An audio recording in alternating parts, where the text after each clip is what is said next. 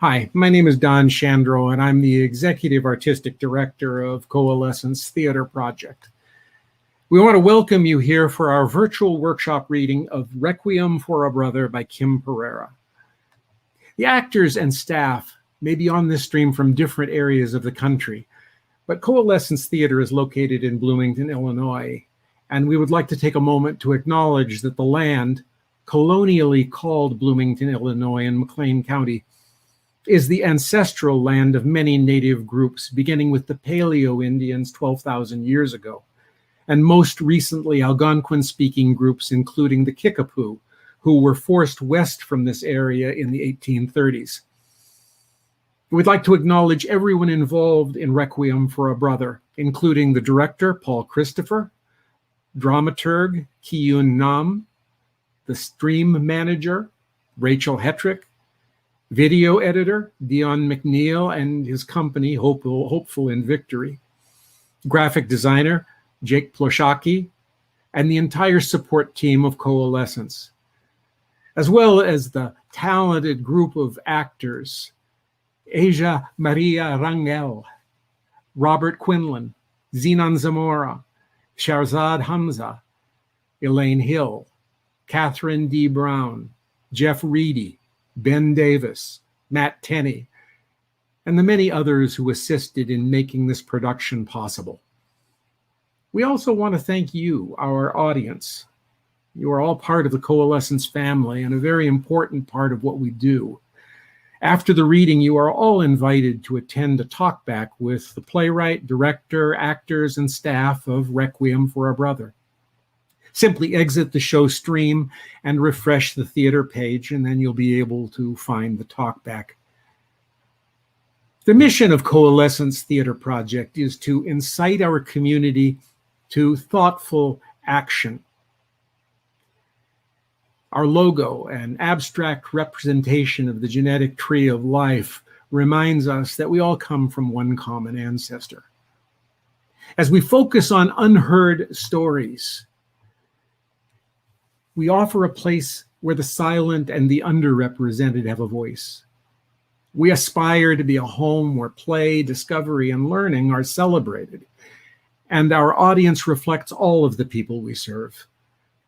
Our mission is to utilize theater to understand, acknowledge, and dismantle all forms of systemic oppression as we explore identity and our place in a global community. Coalescence Theatre Project is committed to new playwrights whose works represent our mission. Our commitment is to produce only plays by LGBTQIA+, BIPOC, the global majority, and women playwrights. We believe that our strength comes from our willingness to seek out and listen to talented voices. We have put together an advisory board of playwrights. The initial 4 writers selected included Ama Oferiwa Adunam from Normal, Illinois, Reginald Edmond from Chicago, Sharice M. Salem from Delaware, and Amy Tofty from Los Angeles. Each have been asked to be part of our mission because they have been supportive of what we do, and we value their advice. Tonight, we are officially asking Kim Pereira to be part of that group. The rest of our season includes some thought-provoking and meaningful productions, including Boy by Anna Ziegler, a play based on a true story centering on questions of gender and identity, produced in partnership with Prairie Pride Coalition. I will be directing, Tabitha Miller will be screen manager, and Connor Maccabee, dramaturg. The Light by Loy Webb. The Light is a real-time roller coaster ride of laughter, romance, and despair that uncovers how the power of radical love can be a healing beacon of light. The director will be Los Angeles producer, director, casting director, and friend, Tamara Sibley. Daisies on Harlem's Doorstep by Sharice M. Salem. The lights and glitter of the Harlem Renaissance attract an innocent young woman searching for her sister. Daisy finds herself with the help of 4 very different women. This award-winning play will be directed by Elaine Hill.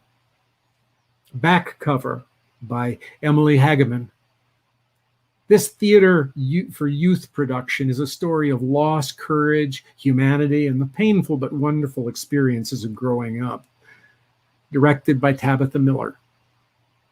In October, Coalescence will partner with Reginald Edmonds' Black Lives, Black Words.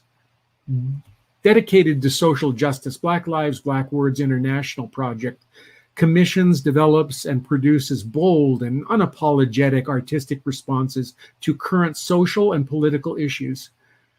We are proud to bring this program to Central Illinois. Consisting of 6 10-minute plays written for virtual production, Black Lives, Black Words will be totally produced, written, directed, and staffed by Black artists, and will be led by Catherine D. Brown. Our website, designed by Macy Marie Hernandez, will officially go live this week. You will find further information on Facebook. It will give you complete information regarding the rest of our 2021-2022 season, as well as a place to make donations. Tonight, we as a theater group recognize the political and social climate, the xenophobia and racism that infect all of our institutions, and acknowledge the injustices that have occurred in just the past month. The mass shootings with readily available weapons of war, the anti-Asian hate crimes. And as we recognize that a glimmer of justice was seen in the murder trial of Derek Chauvin, even during the time of the trial and now, we continue to see these same kinds of police-initiated deaths perpetrated on Black people. Most recently, Adam Toledo, Dante Wright, Micaiah Bryant, and Andrew Brown Jr. The same kind of institutional racism that drives fear and hatred of anyone who is considered other than the dominant culture brings us back to our mission to utilize theater to understand, acknowledge, and dismantle all forms of systemic oppression as we explore identity and our place in a global community. That is our job as artists, as storytellers. That's what theater does best. And that is what we are offering you in tonight's production of Requiem for a Brother.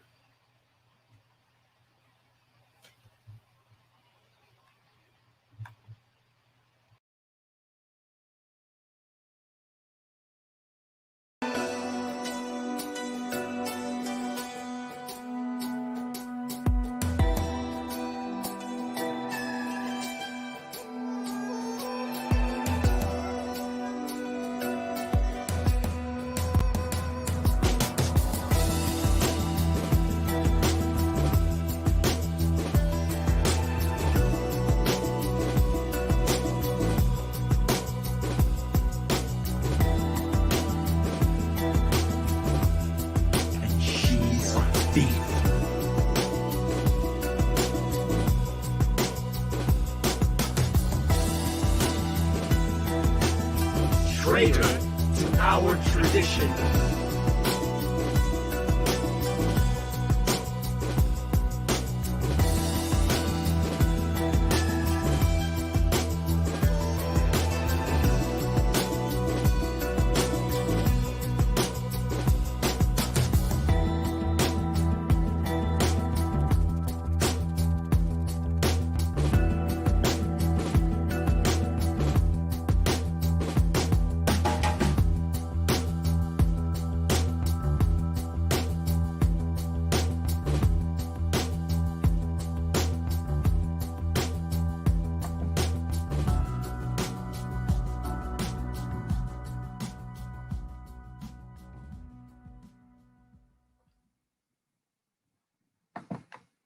Requiem for a Brother by Kim Pereira, an adaptation of Antigone by Sophocles. The setting, USA 2019. Scene 1. Lights up. Enter Governor Parker. The men's chorus leader steps forward. You asked for an audience? Have you seen what she's done? Who? That treacherous woman loved by your faithless son. Don't talk about my son that way or this audience is over. We apologize, sir, but you need to do something. Don't tell me what I need to do. Have you seen the TV interview? No. But I heard about it. And you don't think this is a problem? Of course I do. What do you take me for? But I have to be a little careful. She's a young girl. A woman. No one cares what she says. All due respect, you haven't seen the support she's getting. The president himself has come out and said, the president is not here. I am responsible for this state. Then you must know that there are groups rushing to get behind her. I know. Enemies of our state. I know. If you don't do something, it could get out of hand. I know. But maybe it will go away. After all, what can she do? We control the borders. It's not about what she can do. It's that she's threatening to do it. She's threatening to bring her brother's body home for a burial. She's disobeying the law. Maybe she didn't mean it. You're only saying that because you haven't seen the interview. Please, see it, sir. She's acting in ways contrary to the wishes of the United States government. You're an officer of the law. The president has said she can't do this. You've said she can't do this. She's making a mockery of you, sir, in public. A mockery of law-abiding citizens. Once we allow this to happen... Sorry, sir.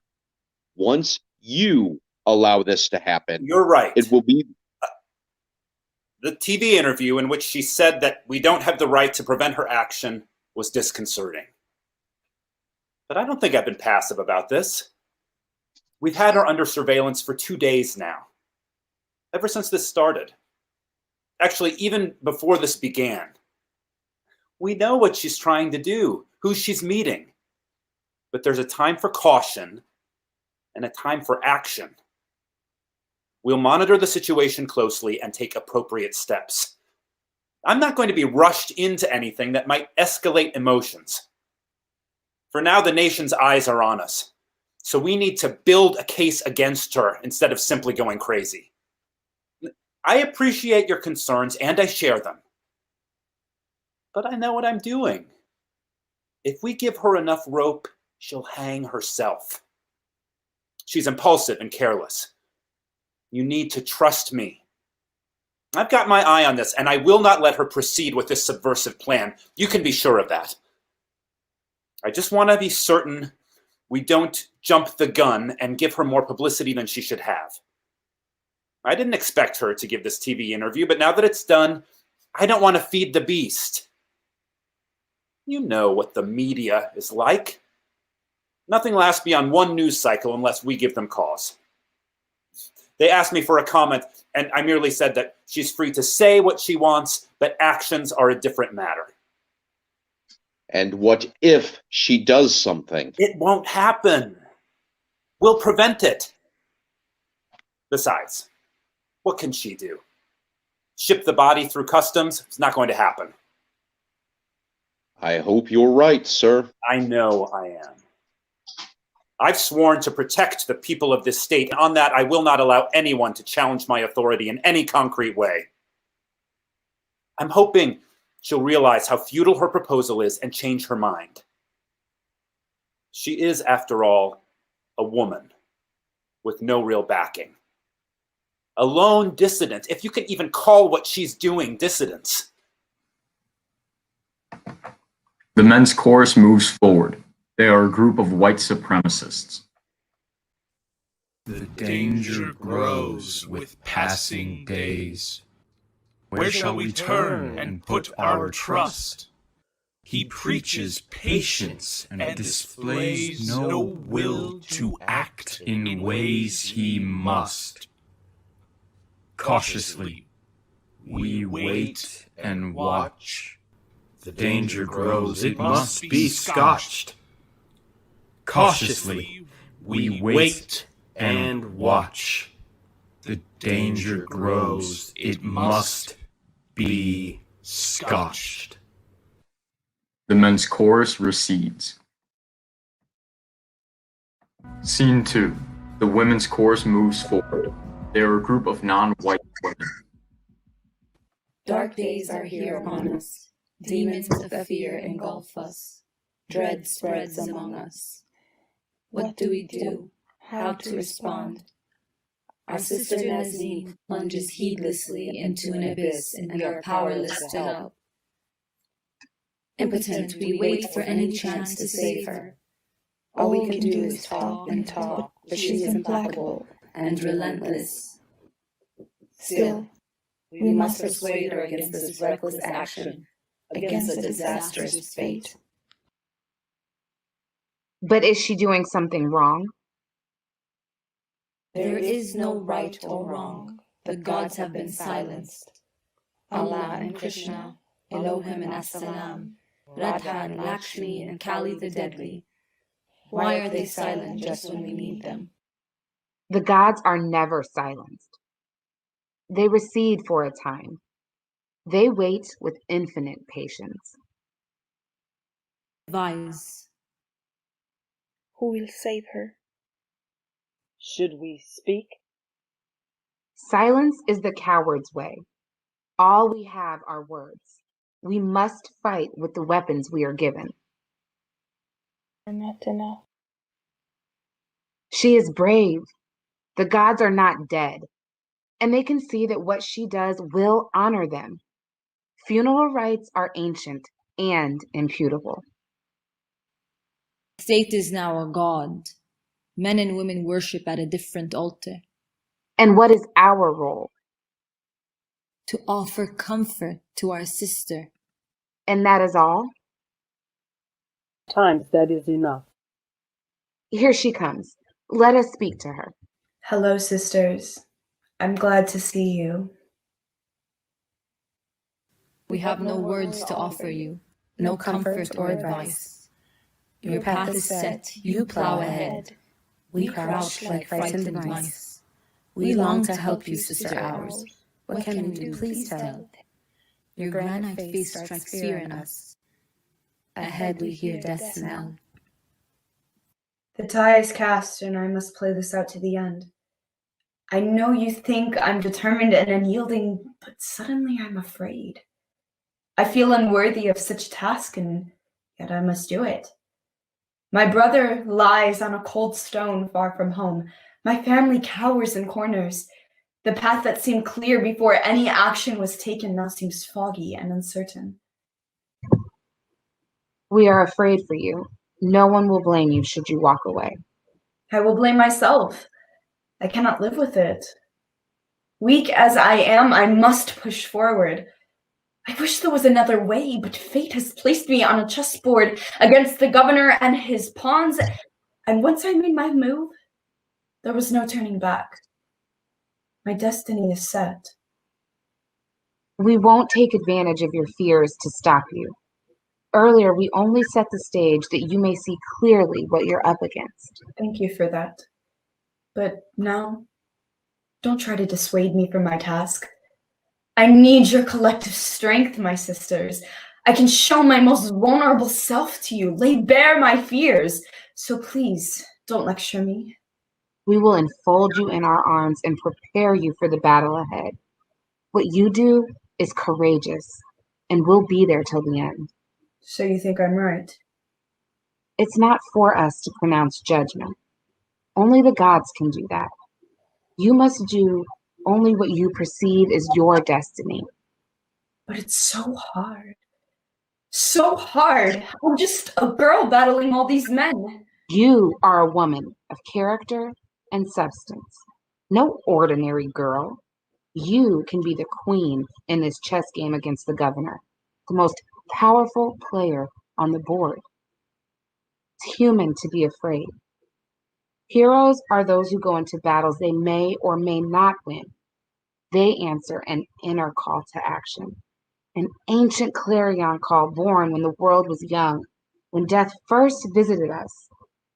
We are asking for was sanctioned by gods everywhere. But my brother did a treacherous thing. That was his destiny. Every action has context, a beginning far beyond our vision. It's not for us to judge that action without feeling all the reverberations. You cannot confuse your destiny with his. It's entwined with his. That may be, but only indirectly. You must do what is given to you to do. Right to the bitter end. You cannot know where it will lead. The journey is all. We have no choice. We have to find the path of righteousness assigned by fate, then be resolved to stay the course no matter come what may. You chose this time to make the leap, and even though the way is deep, the journey long with danger fraught, we'll be beside you for support. If this is what you really want. Earlier you tried to dissuade me. You weren't in favor. We had no reason to suspect your motives or intent. We did not mean to disrespect your actions or dissent. There was no judgment, harsh or light, in what we said that day. Our only fear was for your plight. It filled us with dismay. We pushed you hard and spoke our mind, but once your mind was made, we knew you speak for womankind, and now we're your brigade. Thank you, dear friends. It's a journey I must take alone. You are not alone. Look for us by your side every step of the way. You are not alone, though your heart is scarred with the wounds of love. You are not alone, though your burden is heavy with the hopes of others. You are not alone. I will forever be grateful. Despotic rulers who flout the natural laws embedded in ancient traditions and in the wills of the gods have to be resisted, whatever the cost. Peace shadow your steps, though you walk in a field of strife. May virtue and honor guide your way and lead you to fulfillment. Lights fade. Nazneen exits. The women's chorus moves back. Scene 3. Lights up. Bazima is waiting. Nazneen enters. Where have you been? Talking to some friends. About what? Never mind. I hope it's about this, and I hope they changed your mind. On the contrary, how can I just stand around and do nothing? This is our brother we're talking about. There's something more important, Nazneen. What can be more important than our family's honor, Basima? That's exactly what I mean. Our honor is already trashed. We are vilified by everyone. Why not leave it alone? You're only going to bring more attention and shame to us. The shame is not in doing this. The shame is in being passive. What about our parents? What about their name? Our father is dead. Murdered. Protecting our mother. And what about her? She has to live with this. That's what I mean. He didn't care about his own life. He cared about honor. That's all I'm trying to do. Is that what you're trying to do? What then? I don't know.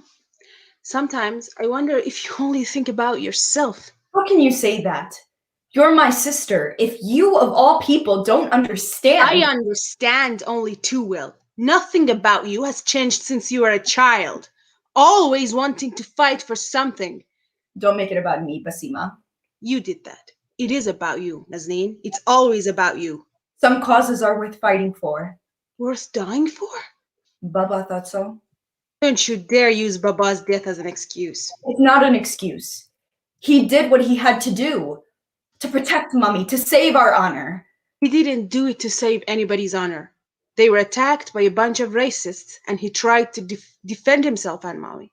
He tried to save their lives, not just their honor. Those men attacked him and Mummy because of who they were. Protecting their lives was also a way of protecting their honor. What he did was admirable, and yes, honorable. But it's different from protecting his honor. You've reshaped the narrative to draw inspiration from it, and that's okay. It's even commendable. But the question here isn't about honor, and it wasn't then. You're going to get yourself killed. Baba had no choice. He found himself in a position where he had no choice. I too have no choice. No, Nazneen, you have a choice. You have time to think. He didn't. Do you think he would have acted differently if he had time to think? He might have run away if they hadn't cornered him. I don't know. But he didn't have time. And you do. Sometimes I think you go looking for causes. It's as if you can't live a normal life. You're a protester in search of things to protest. And this time, you will go too far. Our brother is dead. He was a traitor. Don't you say that! Thank you for that. Now you won't have anyone on your side. You're on my side, really? I care about you. That's why I'm saying all this. And for that, I get a slap. I'm sorry, Bessie. I shouldn't have done that. I don't care about that. It's not the first time you've slapped me. I'm so sorry. I just don't think so. No, you don't. You just fly off the handle and run over anyone who's in your way. How can you say that about our brother? Isn't that what he is, Nazneen? No, Bessie. He wasn't a traitor. He was naive and impressionable and a victim. His actions make him a traitor, Nazneen. He didn't know what he was doing.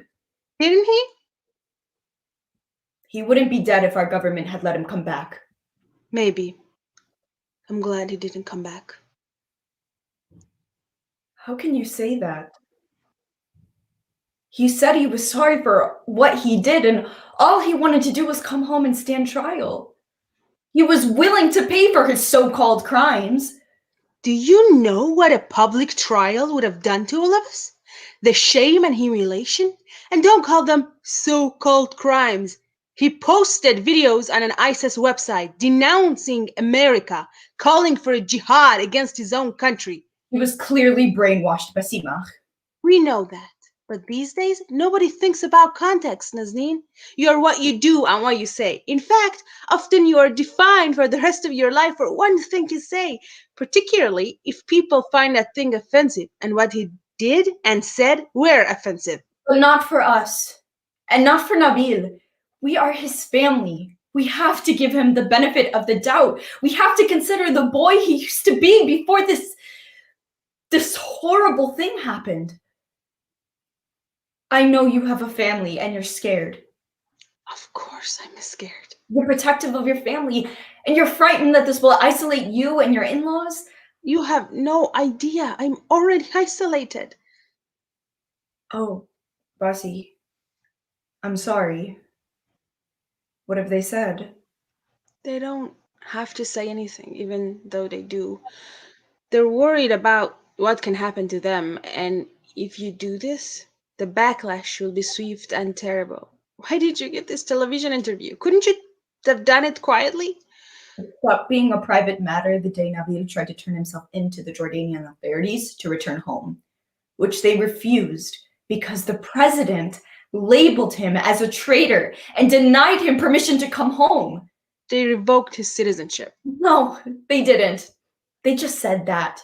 You can't revoke it for a natural-born citizen just like that.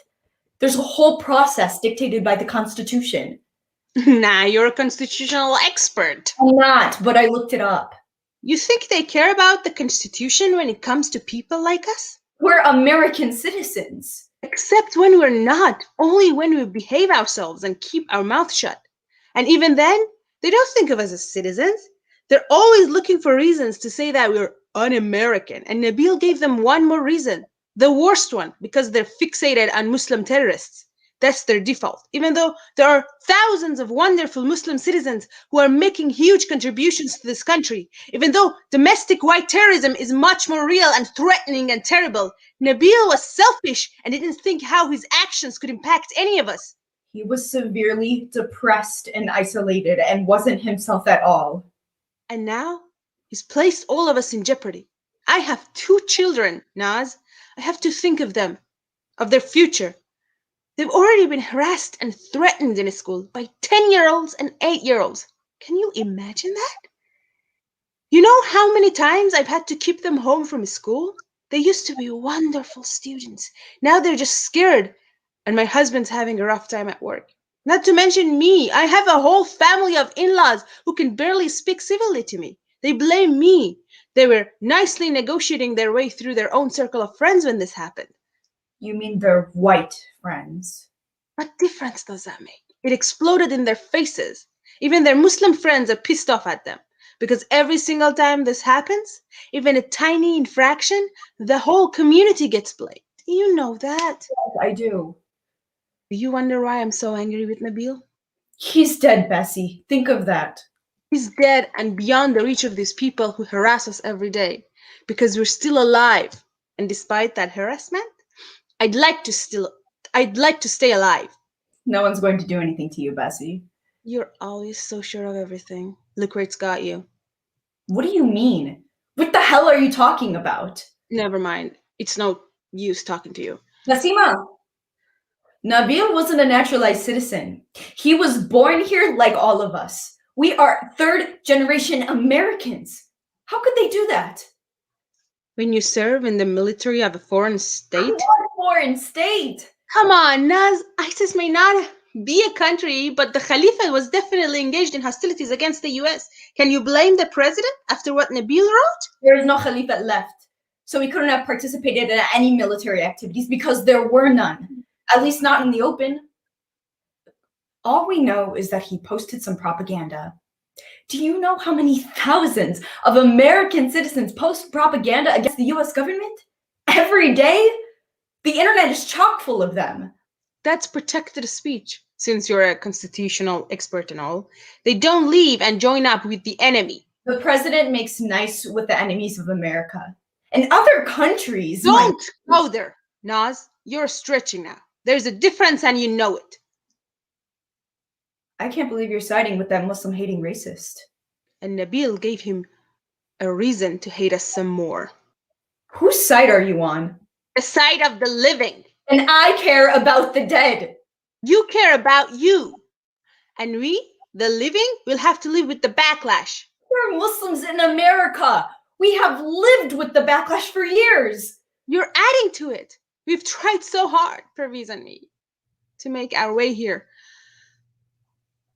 I know, sweetie. We have to look to the future. You want to be integrated? What's wrong with that? Don't you? When we're still thinking about integration after 3 generations, there's something wrong. Of course there is. But we have to keep trying. It's the process of a lifetime. More than one lifetime. It's the price we have to pay for being born here. Maybe in another 3 generations. Consider yourself. What else can we do? Well, we can't sabotage ourselves. We can't keep regressing and starting all over again, which is what Nabil has forced upon us. And you're taking us back further. You're not regressing. You're letting them define us. They own this country, Nazneen. We've had to live carefully for years, but we've managed quite well. Can you call quite well? That our father was murdered trying to protect our mother and himself from racist thugs? I'm sorry you feel that way. I can't capitulate. I can't live my life for you. I'm not asking you to. I just want you to think about the repercussions of your actions for all of us. That's the same thing. And what about Nabil? How often must I say this, Nazneen? He's dead. But he has a right to paradise. And without a proper burial, he won't get there. We are supposed to bury our dead within a day. 1 to 3 days. Except in special circumstances like war and murder. And this is both. But right now, I'm the only one who cares what will happen to him in the next life. That's totally unfair. I care too. Do you? Of course. I was closer to him. I played with him when he was little. I looked after him after Baba. Where were you when he dropped out of college, fighting some cause, as usual? You didn't know him. You knew him so much, then why didn't you stop him? Don't you think I am haunted by that? Don't you think I don't think about that every damn day? Don't you think I blame myself? But I didn't know he kept his plan secret. Yes. Look at us arguing now.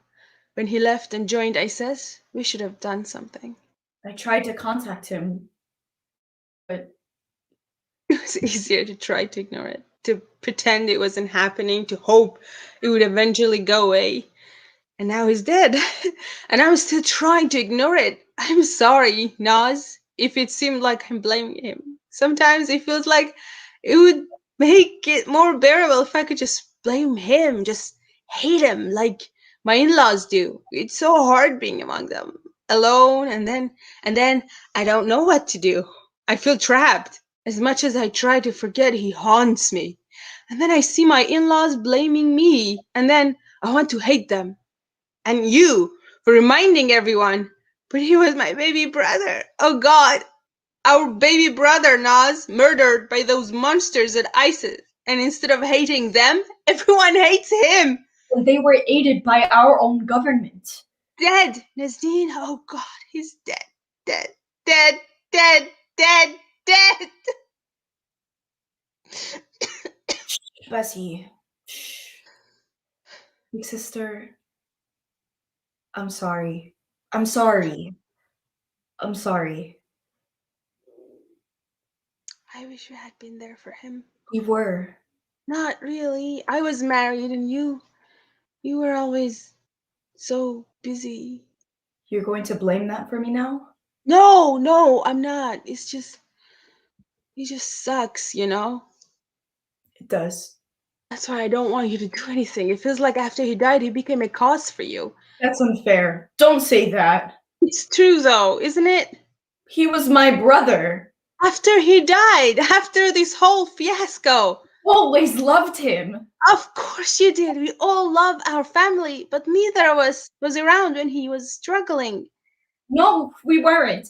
And I'm sorry for that too. Okay, after Bubba,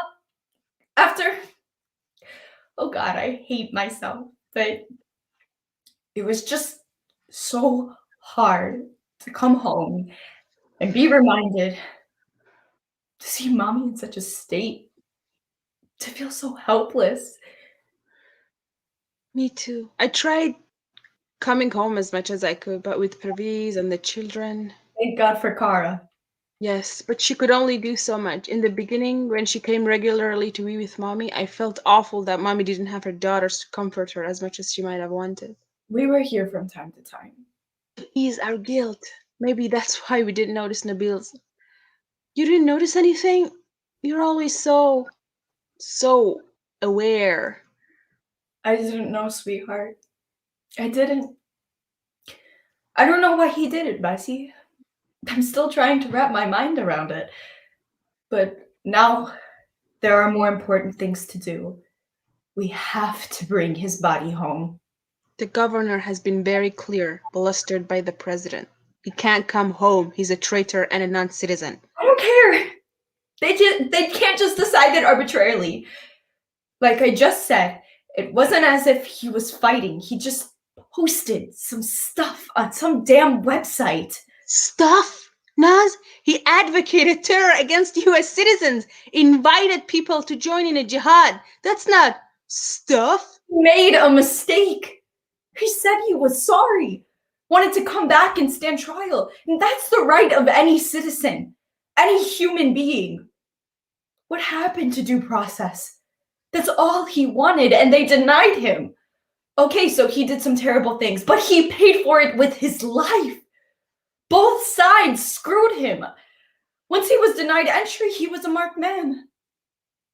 And they killed him. They slaughtered our brother, Bessie. All I want to do is to bring him home to be buried properly. And I'm surprised you don't see that. I do see it, but I have a family to think about. Our mother to think about. It might be better for her not to see his body. We don't know in what state of disfigurement it is. We don't know how he was murdered. Have you considered that right now? To her? To all of us? He's a memory in a foreign place. He's her son. He'll never be just a memory to her. You know what I mean. Maybe it would be easier for her if he was buried somewhere else. Let me say it again. It's a question of honor, Bessie. Whose honor, Naz? Ours! Is it really a question of honor? Or do you just want to use him to attack the president and the governor Go on.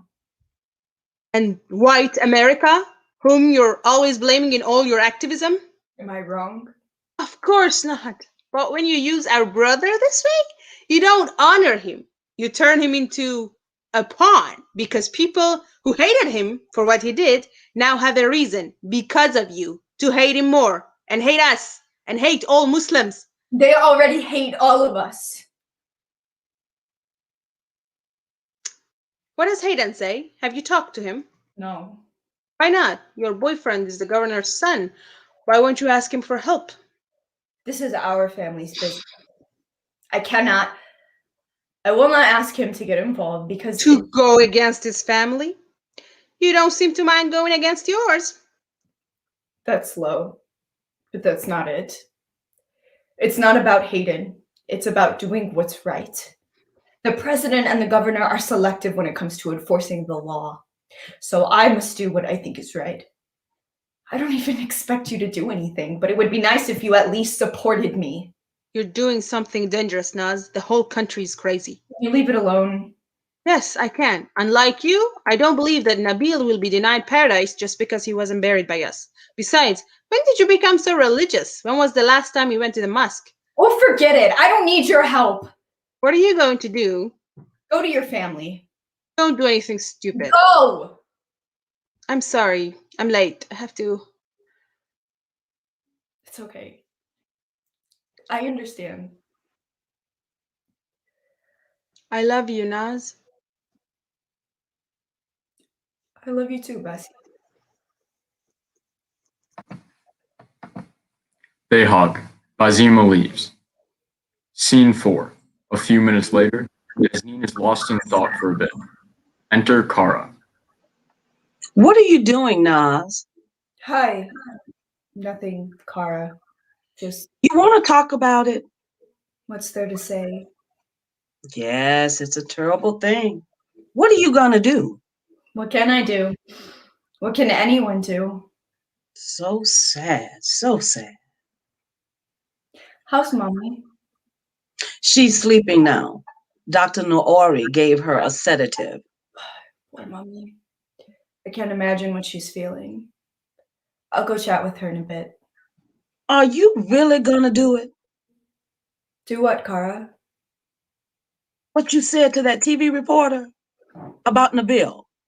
Are you somehow going to find a way to bring home his body in defiance of the governor? Something has to be done. Someone has to do it. We can't just leave him in the hands of those monsters. But he's not in their hands now, is he? He's in a morgue in Jordan. For now, I don't know what will happen next week. All I know is he's not here to be buried by his family. It's a terrible thing. What he did? You too? Everyone is focused only on what he did. No one seems to care that he was murdered. Of course we care. A young life destroyed? You mean destroyed by his actions or what was done to him? It doesn't matter who did it or how it happened. It shouldn't have happened. He was radicalized, Kara. It's not too difficult to understand, is it? He was depressed and isolated and... But how would I know, Kara? I was rarely at home. You had a better chance of knowing than I did. I'm only here a few hours a month now. Not as frequently as I used to come. And only with your mother. I hardly talk to him. Did you ever notice anything suspicious? He mostly kept to himself. I didn't even go near his room. You've been a good friend to Kara, to Mommy Kara. To tell the truth, I was a bit suspicious. Of what? Of what Nabil might be doing. Your mother said that he locked himself in his room for hours, days. And? I'm almost feeling embarrassed to say it now. Stop it, Kara. When did anything ever stop you from speaking? You're almost family now. Okay, don't laugh. I thought he was reading porno magazines. Oh, Kara. No one reads porn magazines anymore. That's what the internet's for. Well, there you go. He always had his laptop with him. I feel bad. I might have missed something. All of us missed the clues until he was gone. That's the genius of these people. They're masters of internet propaganda and targeting people. He was probably radicalized through his laptop. Besides, how could you know? We should have known. You do enough for our mother. She's become my friend. Don't know what she would have done without you after our father died. That's what our organization is for, to volunteer wherever we can help. Women who have suffered great loss need us. Yeah, here you are, 2 years later. Like I said, your mother is my friend. I still can't believe Nabil would go to them. He was suffering, Kara. In college, Bessie told me that he faced all kinds of abuse. You would know. About Nabil? No, yourself and your family. How do you cope? You must have had to deal with this supremacy crap all your life. I'm leaving now. I have work to do, Naz. Talk to me, please. And say what, sweetie? What do you want to know? What it's like for a Black woman in America? Well, yes, sort of. For what purpose? Well, do you really think we've had the same experience? No. Of course not. But there are no buts, Naz. You're a good person. But do you even know what you're doing? Yes. No. Maybe not, since everybody keeps asking me that question. Perhaps you should figure that out first. I can't, Kara. I can't let myself question it any further. I can't let myself or anyone dissuade me from this. I just have to do it. I can't tell you what to do, sweetie. And I am sorry, but when you ask me what it's like as a Black woman, I don't even know what to say without sounding too harsh. It's okay. I'm learning that I at least have to listen to other people. Basima is upset with me as well. I only thought I might understand from you what it's like. Please don't be upset. I'm not upset. I just don't have anything to say. I've been coming here to be with your mother for what now, 2 years? What do you know about me, about my family, my life? I used to come here once a week in the evening since 6 months after your father died. I know a lot about your family. I bet you don't even know where I live, do you? Not that you should. And that's okay. We all have lives.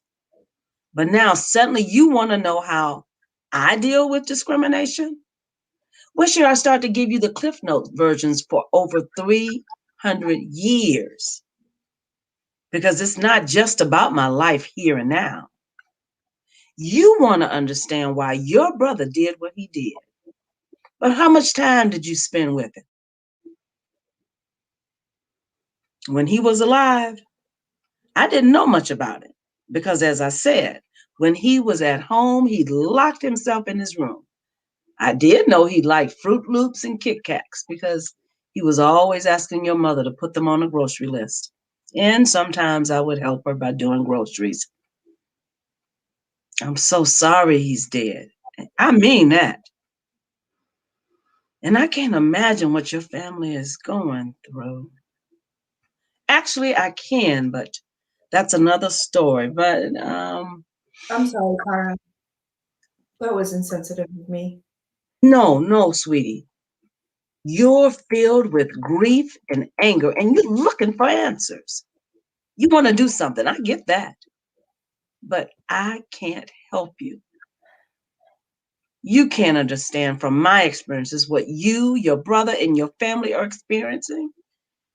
It only feels similar. Superficially, really.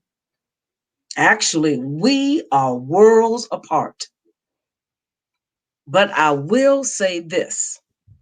What you're doing could get you killed. And your mother is worried. Has she said anything? Of course. She's worried that you're going to get hurt. She's worried about the rest of the family. You gave that TV interview without any warning, without telling anyone. I knew they would try to stop me. Did you think about the fallout? I thought it was important to go public with this. Tell people the truth. Bring it to the open to prevent them from, I don't know.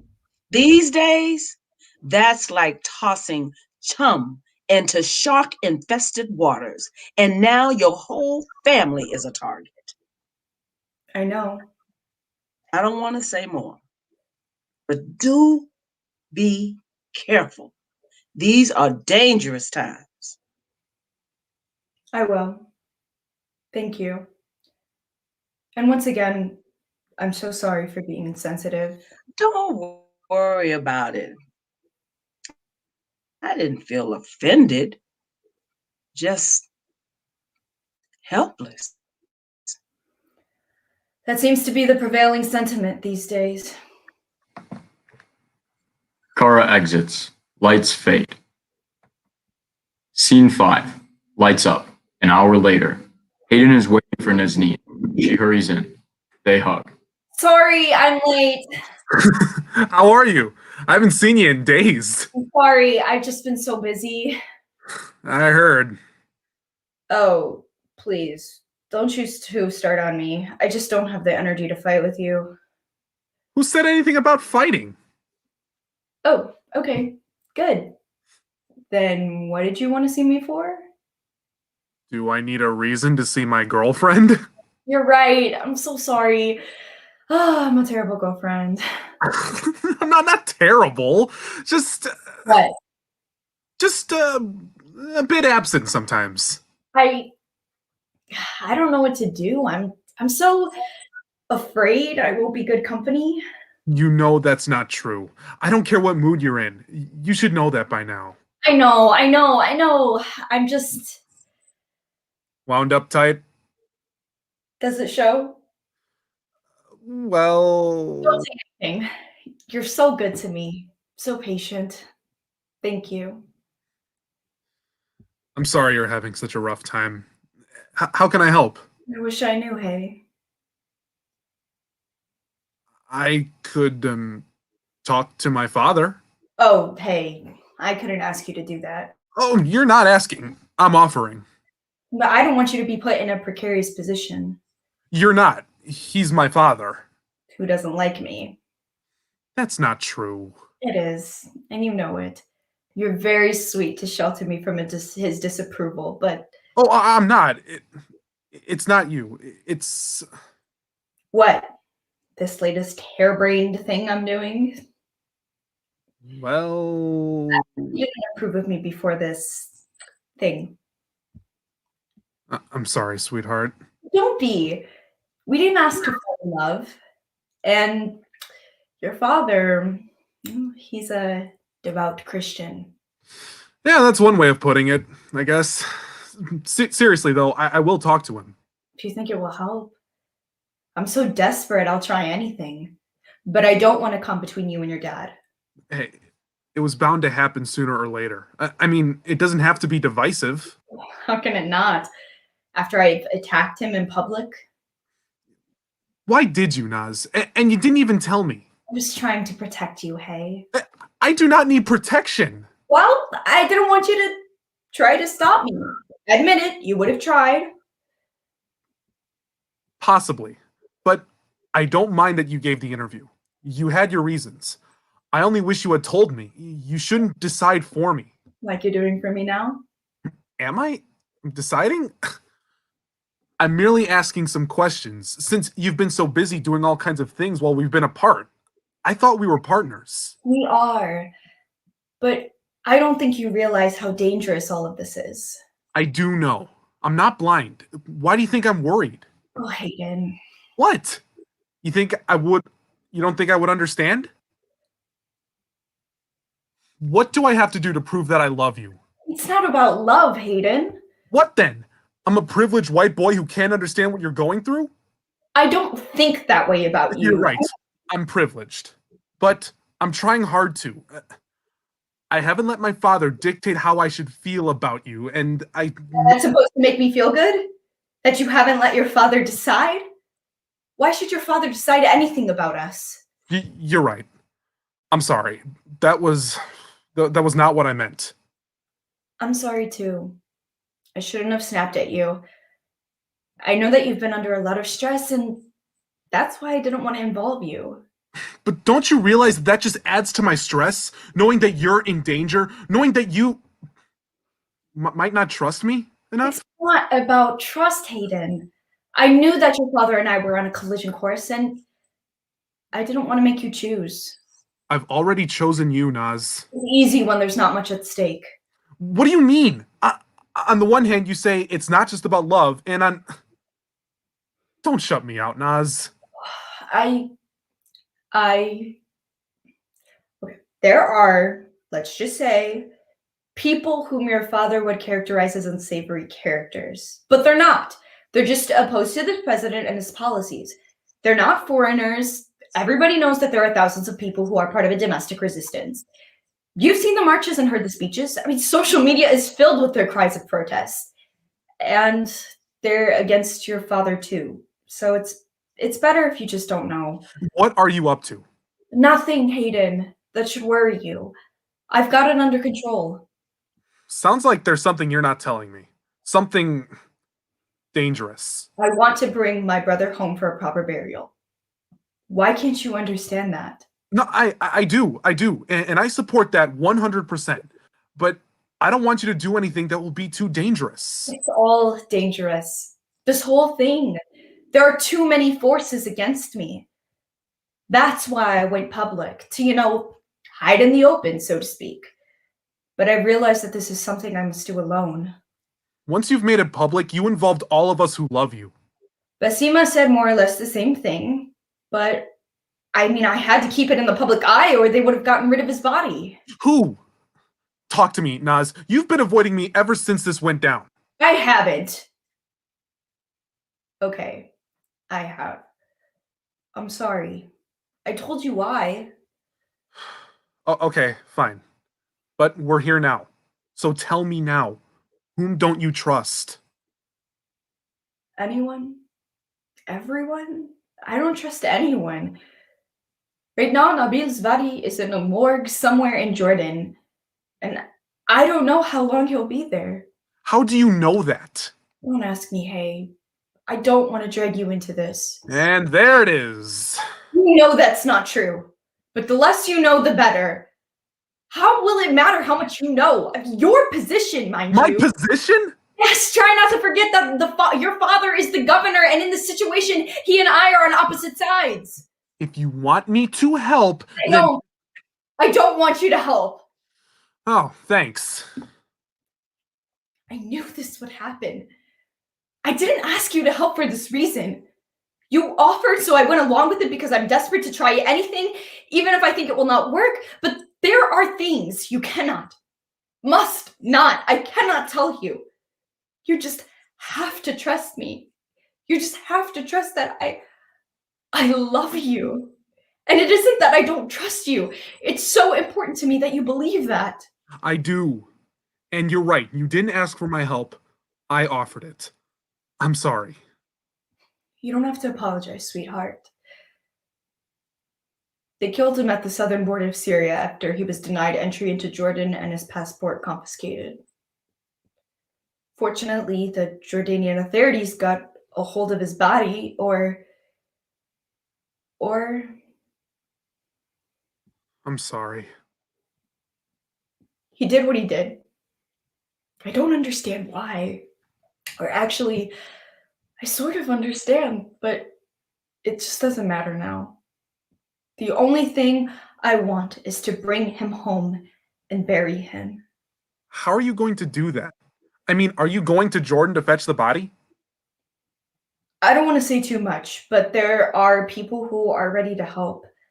How do you think we found out where his body is being kept, or that he had been murdered? Well, I just thought you heard from the media. I knew as soon as it happened. It was horrible, but at least I was able to tell my family before the news broke publicly. Who are these people? Once again, please don't ask me. Actually, I don't even know much about them except for they have a vested interest in helping me bring him home. A vested interest? You mean they want to use you to make a point? Of course they do. But I don't care. Everyone has skin in this game, Hayden. The president, your dad, haters all over the place, and those who see themselves as the resistance. But you won't be able to bring him in without the authorities knowing. Maybe. I don't know. We'll see. Wow. It seems like you've thrown in your lot with some strange and possibly dangerous people. They're not dangerous. The dangerous people work with the so-called law and order, the authorities who have every reason to try to stop me. Which means you're breaking the law. What law? Whose law? Dead or not, Nabil is still a U.S. citizen. And what about natural law? God's law. He's entitled to a burial. Yes, but not necessarily here. Thanks for that. Now you're sounding like your father and his cronies. Maybe that's why I didn't want to say anything. Now I'm really alone. I should go. No, please don't go. I'm sorry. You keep apologizing, Hayden, but I'm not sure what you're apologizing for. It's clear that you don't see this the way that I do. How can you trust these people? I have nowhere else to turn. I told you I can't trust anyone. How do you know they're not using you to stick it to the authorities? Of course, they're using me. I told you, everyone has an agenda. The president wants to appeal to his xenophobic base because he hates Muslims. Your father wants to appease the president because they have the same base of voters, and these people want to defy them. I'm standing in the middle of the game. I know I'm probably a pawn, but so what? Everyone uses everyone else, and if I can bring my brother's body home, I don't care how it happens or who does it. I admire you for standing up for your principles, but I He's not a principal, Hayden. Nabil is my brother. I just meant... I know what you meant. Just let me finish, please. I wasn't the best sister to him when he was alive. I was just so damn busy doing... I don't know what. And yes, maybe there's an element of guilt here. But he's my brother. And he was butchered, and now he's lying like a piece of meat on a cold slab somewhere in Jordan. Nobody wants me to do this. My family would just as soon let him rot there. Well, not rot, but they are so afraid in this political climate that they would rather forget this whole thing. But Hayden, what they don't know is that they will never be able to get on with anything as long as this is left incomplete. My mother buried my father because he tried to save the both of them from a gang of white fucking supremacists, which probably scarred my brother for life and led him to... My family desperately needs closure, even if they don't know it. And maybe I need it more than they do. There's really no principle here except for that we have a responsibility to bury our dead. But it's also about love. I may not have always shown it, but I loved my brother. And anyway, it doesn't matter what your religion is, or even if you have a religion. Burial rites provide closure. Why doesn't anyone see that?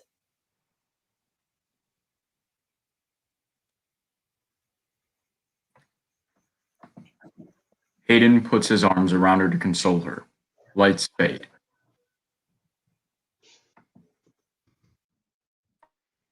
Scene 6. Lights up on Hayden and his father, Governor Parker.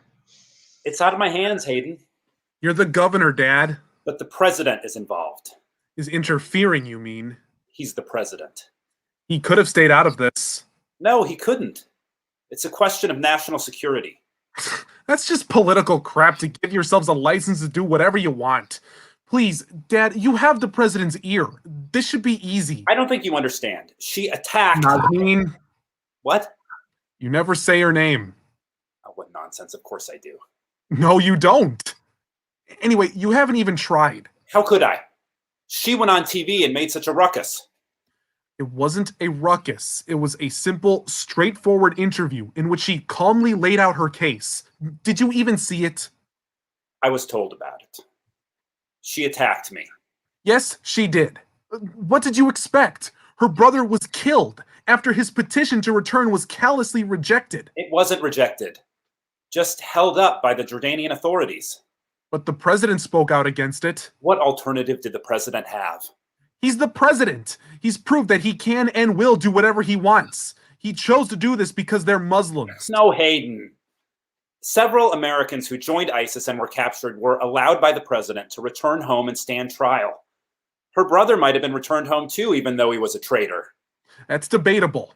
He wanted to return and face a trial. The president openly opposed that.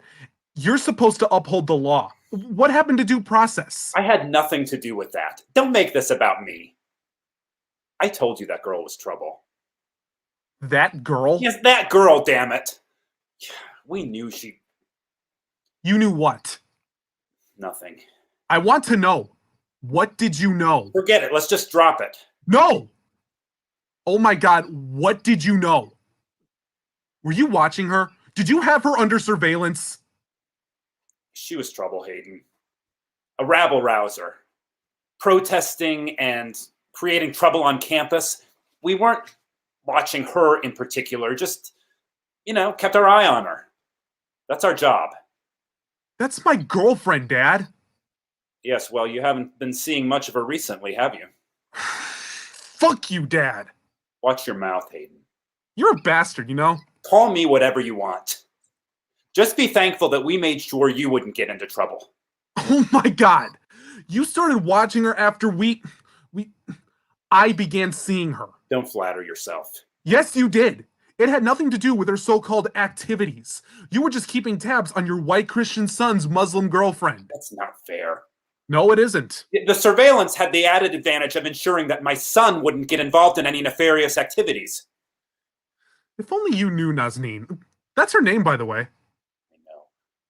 Of course you do. You've been watching her. Actually, she didn't want me to get involved in this fight. Well, that's something she and I can agree upon then. I don't want you embroiled in her subversive activities. There's nothing subversive about her. She just didn't want me pitted against my dad. She's more honorable than you. You're on the wrong side of this. I'm on the side of the law. The president is sworn to protect the country, and that's what he's doing. He's just using Nazneen and her brother to fire up his base. He doesn't care about the law or the country. That's enough, Hayden. You're forgetting about... I'm not forgetting anything, Dad. Most of all, that you're a coward hiding behind the president. He said it was up to you. He's a coward as well. Got his Secretary of State to say that Nabil was no longer a citizen, which is completely false because he can't do that arbitrarily, and then left it to the governor to do the rest. Both of you are cowards. You used to stand for something. We always had different views on most things, but Mom and I were never really ashamed of you. Until now. Leave your mother out of this. Why? I know what she thinks, and so do you. It's easy to talk from where you're standing. You've lived a privileged life, never having to answer for much. You stand on the sidelines and cast aspersions on everybody else's actions. Even your girlfriend has more gumption than you. Of course she has, because I've been a dutiful son intimidated by his all-powerful father, because I didn't flout your authority. Until now. Until I fell in love with a Muslim girl. Love. What do you know about love at your age? Listen to yourself. I'm almost 30, but you still think I'm a child you can control. All I'm supposed to know is obedience to the great and powerful Governor Parker. The only reason I wasn't disobedient is because of Mother. Because every time I did something wrong, you blamed her. Tell your son, you would say.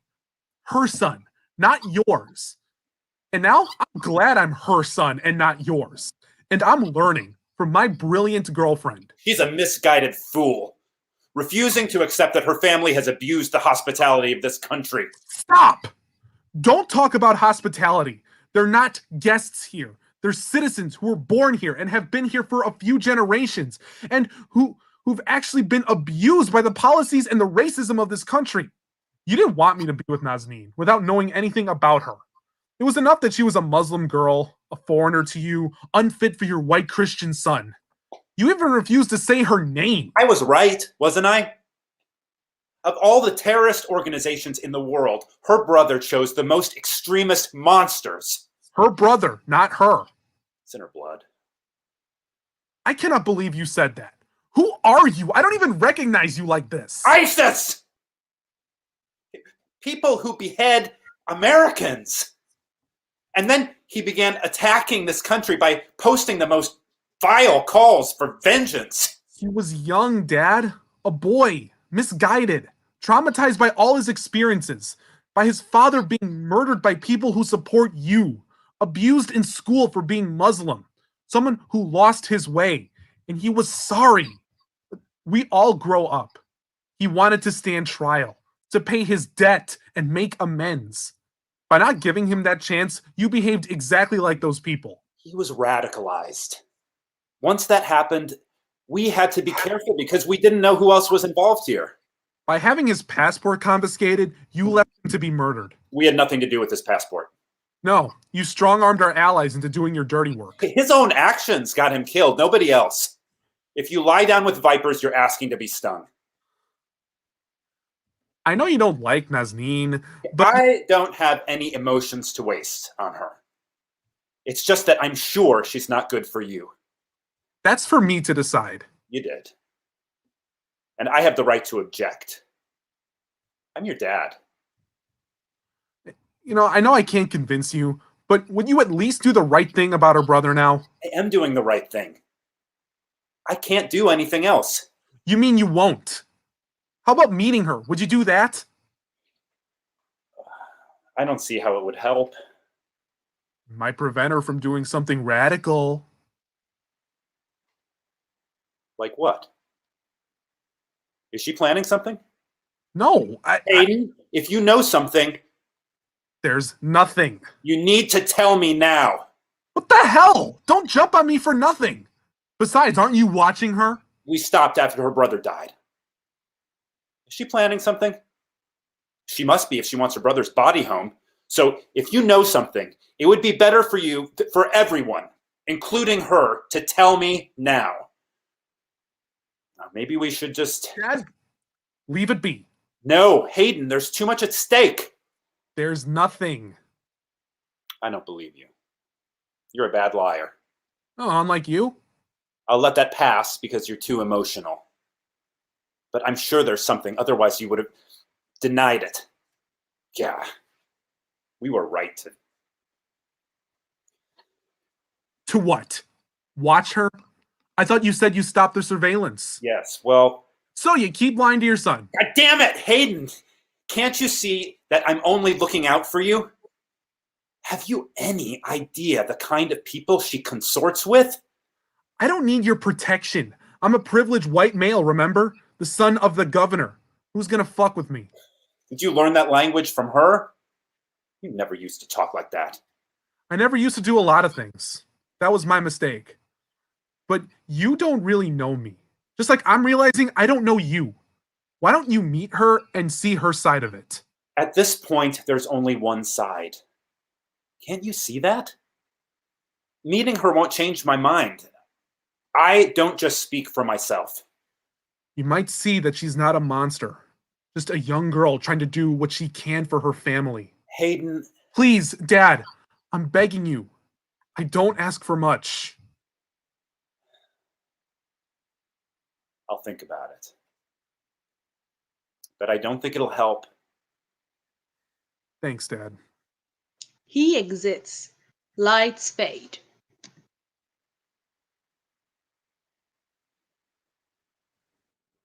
Scene 7. Lights up. The men's chorus steps forward. You are a father misguided, a citizen who thwarts our will, a man whose way is divided between duty and the shrill. childish dreams of treason, of perfidy and subversion. Behind the veil of tolerance, just treason and subversion. What do you want?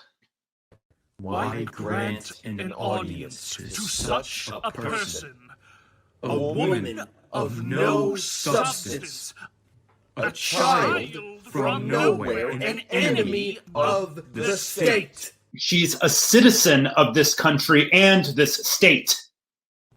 Offspring of tainted stock, usurper in our land, traitor to our traditions, enemy to your people.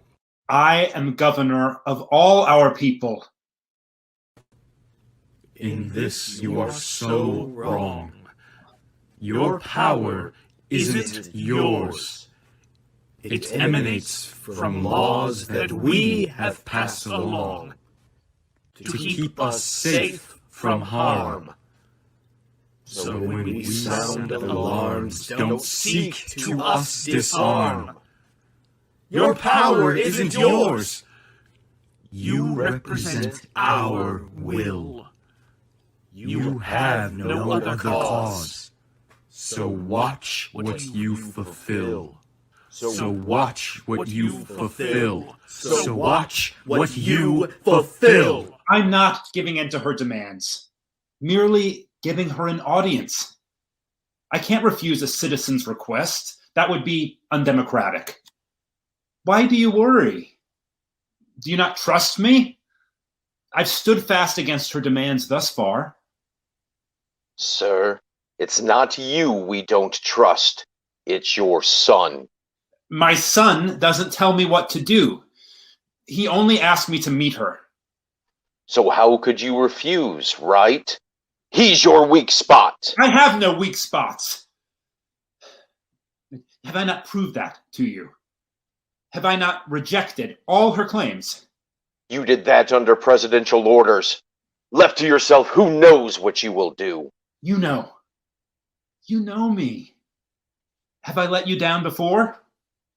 You should never have let your son consort with her. I can't force my son not to be friends with someone. Why not? This isn't some casual liaison. These are matters of state, matters of supreme importance. If you can't control your own house, how can we trust you to lead the state? Weak, weak, weak, weak, weak, weak, weak, weak, weak, weak. Shut up! Weak, weak, Shut up! weak, Shut up! weak, weak. Shut up! You don't get to tell me how to raise my family. My children and my family are a private affair. Yes, normally. But now your family has crossed the lines. You must see that. If this burial is allowed to happen, it will open the floodgates to extremism. No, it won't. You're just worried because she's not like you. She's not like us. She mocks our ways.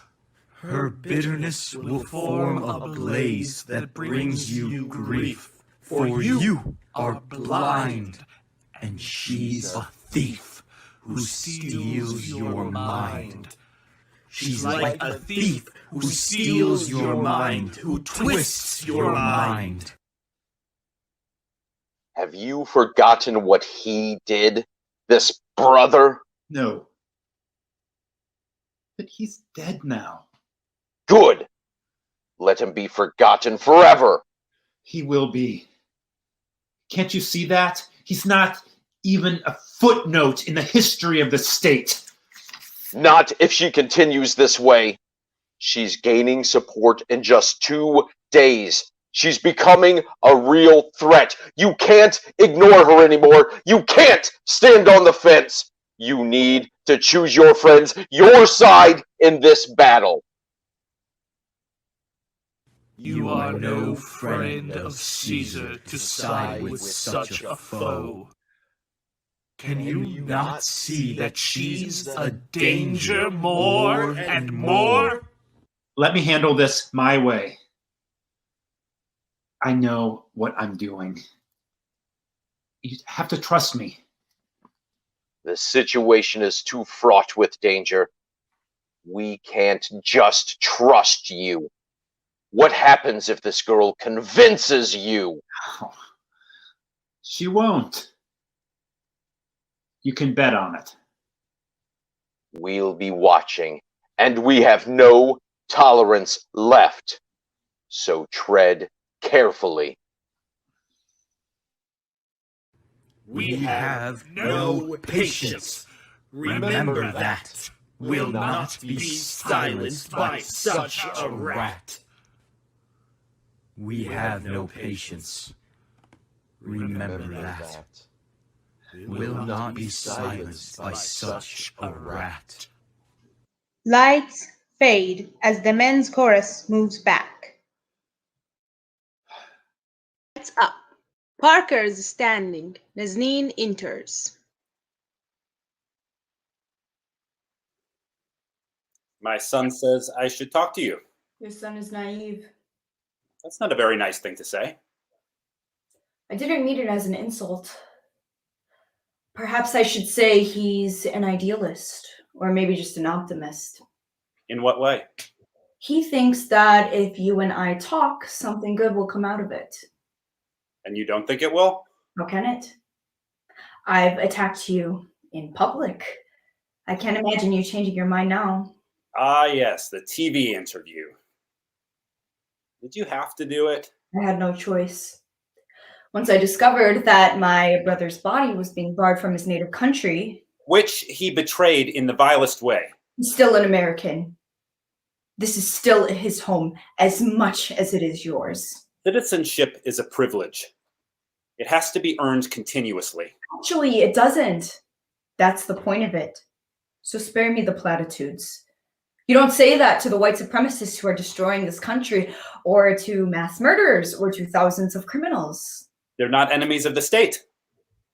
You don't think white supremacists are enemies of the state? It seems that citizenship has to be continuously renewed only when you look like me and my family. Oh, don't make this about race. Okay, make it about race if you want. But let's talk about how your brother, a Muslim, left this country and joined up with the enemy, a radical Islamist group that wants to destroy America. He wasn't targeted for his race, but for his actions. When he went there, ISIS was defeated. Most of them were in jails in Syria or elsewhere, except for a few thousand disparate ex-fighters. And still he went. That shows he wasn't really a violent person. Just stupid. He did a wrong thing, even a terrible thing. He was young and naive and looking to escape the hatred he experienced here. And he wasn't asking for a free pass when he tried to return. He took full responsibility for his actions and was willing to face a trial. He knew that there might be severe consequences, that he might have even been sentenced to death, but he was willing to own up to his actions. What he really wanted was to see his family again, even if it was for the last time. Instead, his requests were summarily dismissed. And as he was running out of time, his requests turned into pleas. He knew they were after him. So he begged the US government to let him in. Actually, he begged the Jordanian authorities, but they refused. I wonder who pressured them. Oh. Can you imagine how scared he must have been? All alone there? Now, I know what you're going to say. He should have thought about it before. But that's the easy answer. It's also the standard answer. But these things are not easy or standard. He didn't think about the possible consequences. He was young and angry and emotionally devastated by our father's death and the way he suffered in college. So yes, there's the other side of the racial problems. But all of you rejected him. The president has allowed several captured American traitors to return home to be tried. He wasn't rejected, really. You're lying. No, I'm not. Here's what I think happened, and I don't know all the details. There was a waiting period at the Jordanian border. He couldn't just waltz back in after what he'd done. If, as you say, other American prisoners were brought home, how come he wasn't allowed? Those prisoners were already captured with the other ISIS fighters. He wasn't among them. He tried to turn himself into the Jordanian authorities. They probably didn't want to just arrest him. He had to be vetted. They had to contact the American authorities. But then he disappeared. That's probably why he was found by his former ISIS friends. And even if what you say is true, those other prisoners were let in secretly. There's no way the president was going to let my brother in openly. In fact, the president took a public stand against my brother and refused to let him in. He was left twisting in the wind. There was no place to go. But he must have gone somewhere. How else could they have found him? Unless he went back to them. He didn't. How do you know? Sounds like he was just as impetuous as ever. You didn't know him at all, so try not to insult his memory. He's dead. I'm sorry about that. Really? When you were asked about him in an interview, you said, let me quote, "There's no way in hell he's coming back alive." That sounded like a call to someone. What he did was... Well, he's not alive now. They murdered him. They murdered my little brother. I'm not here to find out who ordered his death or why. I have my own suspicions. I know there was no sympathy for him when he was pleading for his life. I'm here to plead for his death, to give him an honorable burial. I beg you to let me do this. If you have any humanity left in you. It isn't about my humanity. It's about sending the wrong message. Oh, my dead brother is now a message. That's what you think of him. You're young too, and just as naive. Do you think, even if I wanted to let you do this... You don't, do you? You never did. You don't know that. You never gave me a choice. Once you did that interview... You are such a hypocrite to hide behind my interview and use it as an excuse to do something you said you were never going to do anyways. There's a larger context here. I can't let my personal feelings dictate how I act. Do you really think if you brought your brother here, you could do it quietly without anybody noticing? His presence alone... You need his body. How come other prisoners were brought in for trials, but I can't bring in my dead brother to be buried? Their trials would clearly lay out their crimes. Your brother can't stand trial now. If he can't be convicted, it's easy to portray him as a martyr. Unbelievable. Alive, he might have come in. Dead, he can't. His body might cause a highly charged reaction from both sides. The only question is, what side are you on? Your actions have upset a lot of people. Other than you? I represent them. And who represents us? I do. But do I have to remind you again that your brother chose to go against you as well? He didn't have your best interests when he left. You don't know anything about him. I know what he said and did. There's always a context. And you have no idea what we've been through. I know about your father's death. You mean his murder? Then you also know that we never received any justice. Your police. Our police. They've never been ours. They dragged their feet and then said that they couldn't find the murderers. Investigations don't always turn out the way we like. Particularly for people like us. You are determined to make this a racial issue. You weren't there. You didn't see how the police questioned us. My family, during the worst time. They tried to make it look like it was our fault. That our father provoked the fight. I read the case. There was a witness who said he was aggressive and insulting. Same witness who had so many so-called eyewitness details but couldn't provide not a single clue to the identity of the killers. My father was a frail old man. They were 3 able-bodied killers. And we watched our father die in the hospital. My brother watched his youth drip away from him. He was young and frightened and angry. That is not an excuse. No, it isn't. But it happened. He became radicalized. He felt that there was no justice or favor for us in our home country. And these murderous people, ISIS, are very clear at exploiting young, disenfranchised people. How many times must I say that I don't condone what he did? But he paid for it with his life. All I want to do is bury my brother in his native country, here, so we can visit the grave. Don't you people cremate your dead? No. We people are Muslims, not Hindus. There's actually a difference if you care to find out. They cremate. We bury, just like you people. Actually, plenty of you people also cremate your dead, so... You still haven't told me why you went public. We could have handled this quietly. That was never an option. I didn't make it public. As soon as he escaped from ISIS, he tried to get back but was denied entry. You now say he was being vetted? But his case went public immediately. Even the president weighed in. And once that happened, he knew he was a marked man.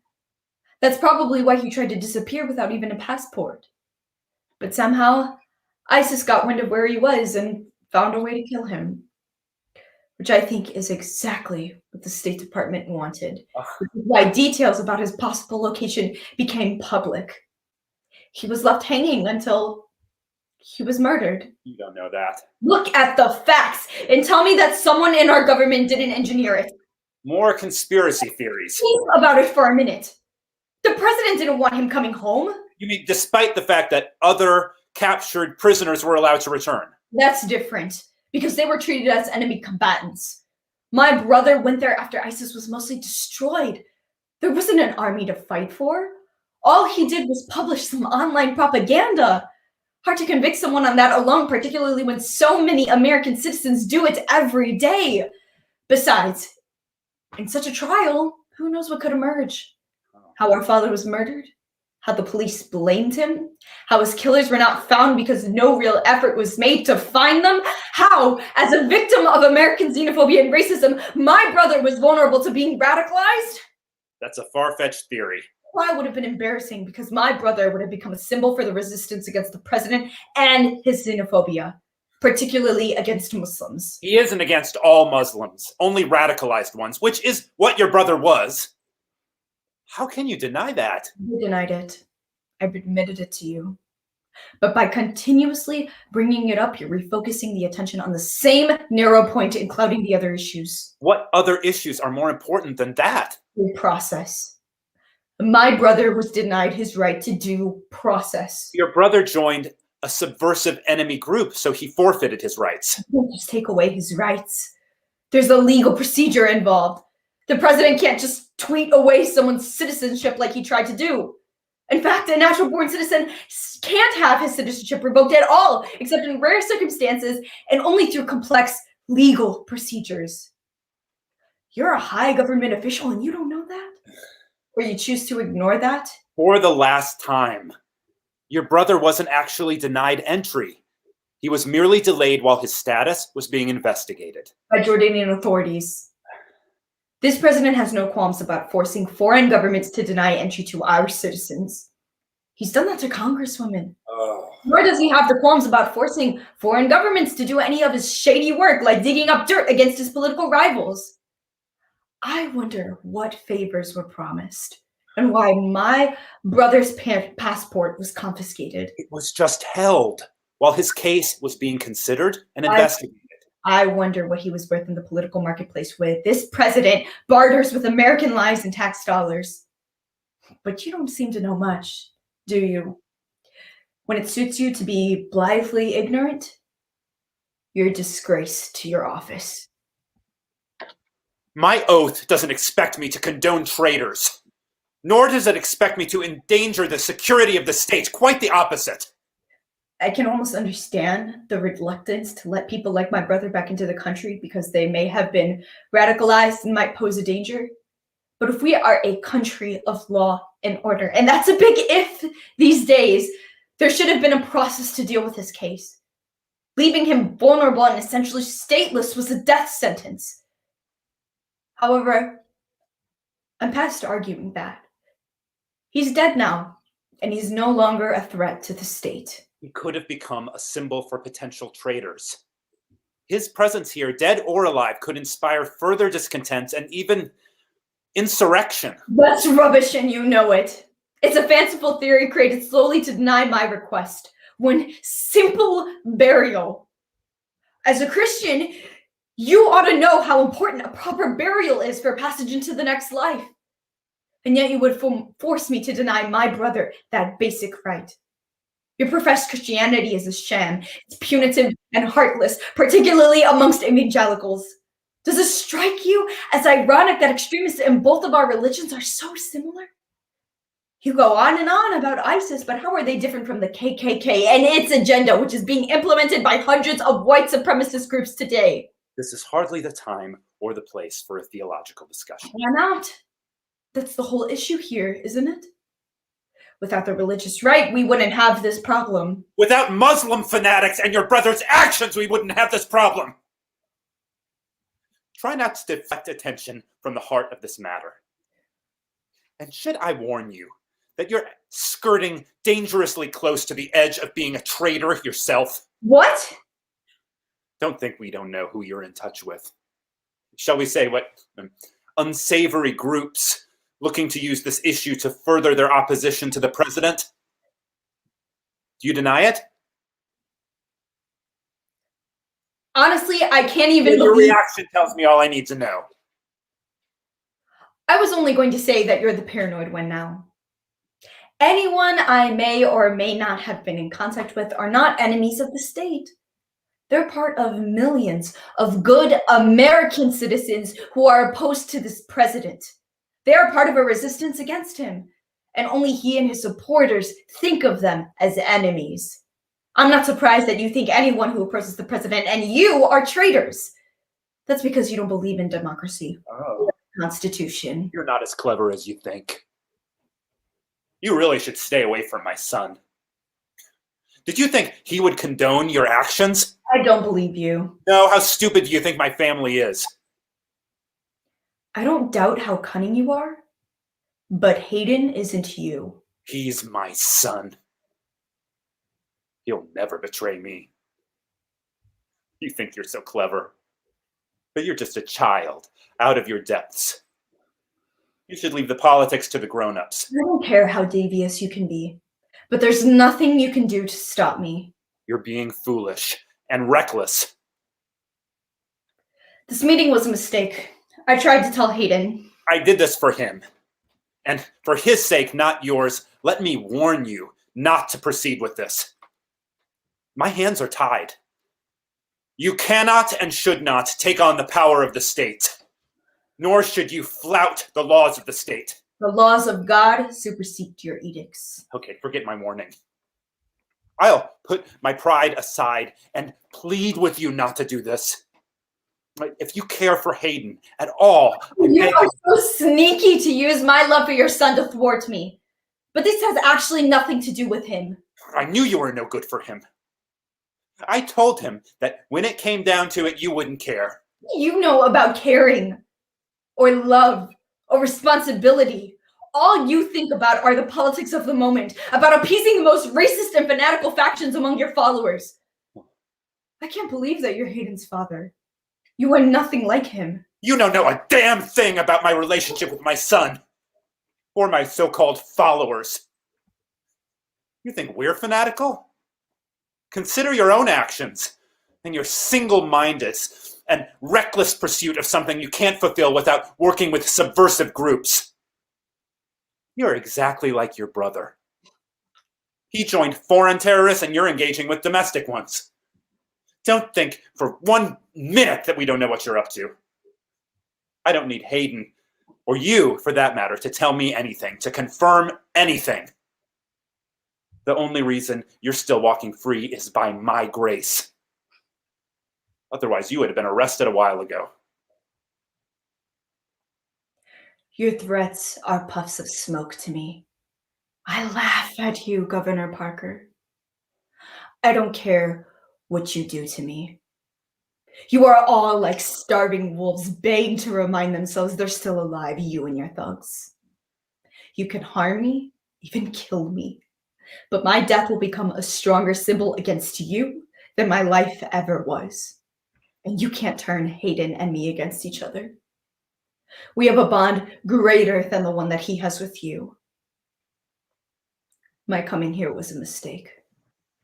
She exits. The men's leader steps forward. So does the women's leader.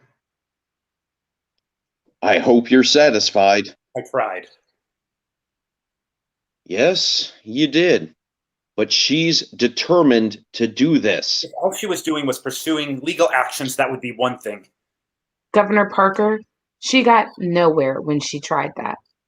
Who are you? A concerned citizen. Then you know what has transpired. You know that I tried to plead with her. Her brother is dead. She cannot leave him to rot. He won't. We can arrange a funeral for him. Just not here. And in secret. So his memory and her honor are confined quietly to the trash can of history, shoved aside. What would you have me do? She tied my hands once she went public about her plans. I have a duty to protect my citizens. This funeral would ensure a conflagration, mass protests, fighting, maybe even riots. I cannot have that. So much hate against one family, against one community. I think you should leave. The governor and I have business. Long silence as the women's leader stares at the men's leader. Then she slowly turns and walks back to her place. If you let this slide, it will be the end of your governorship. Are you threatening me? Absolutely not. But you've seen the polls and read social media comments. Nobody supports her. I wish there was some other way to handle this. Maybe I should arrest her. Yeah, but on what charge, Governor?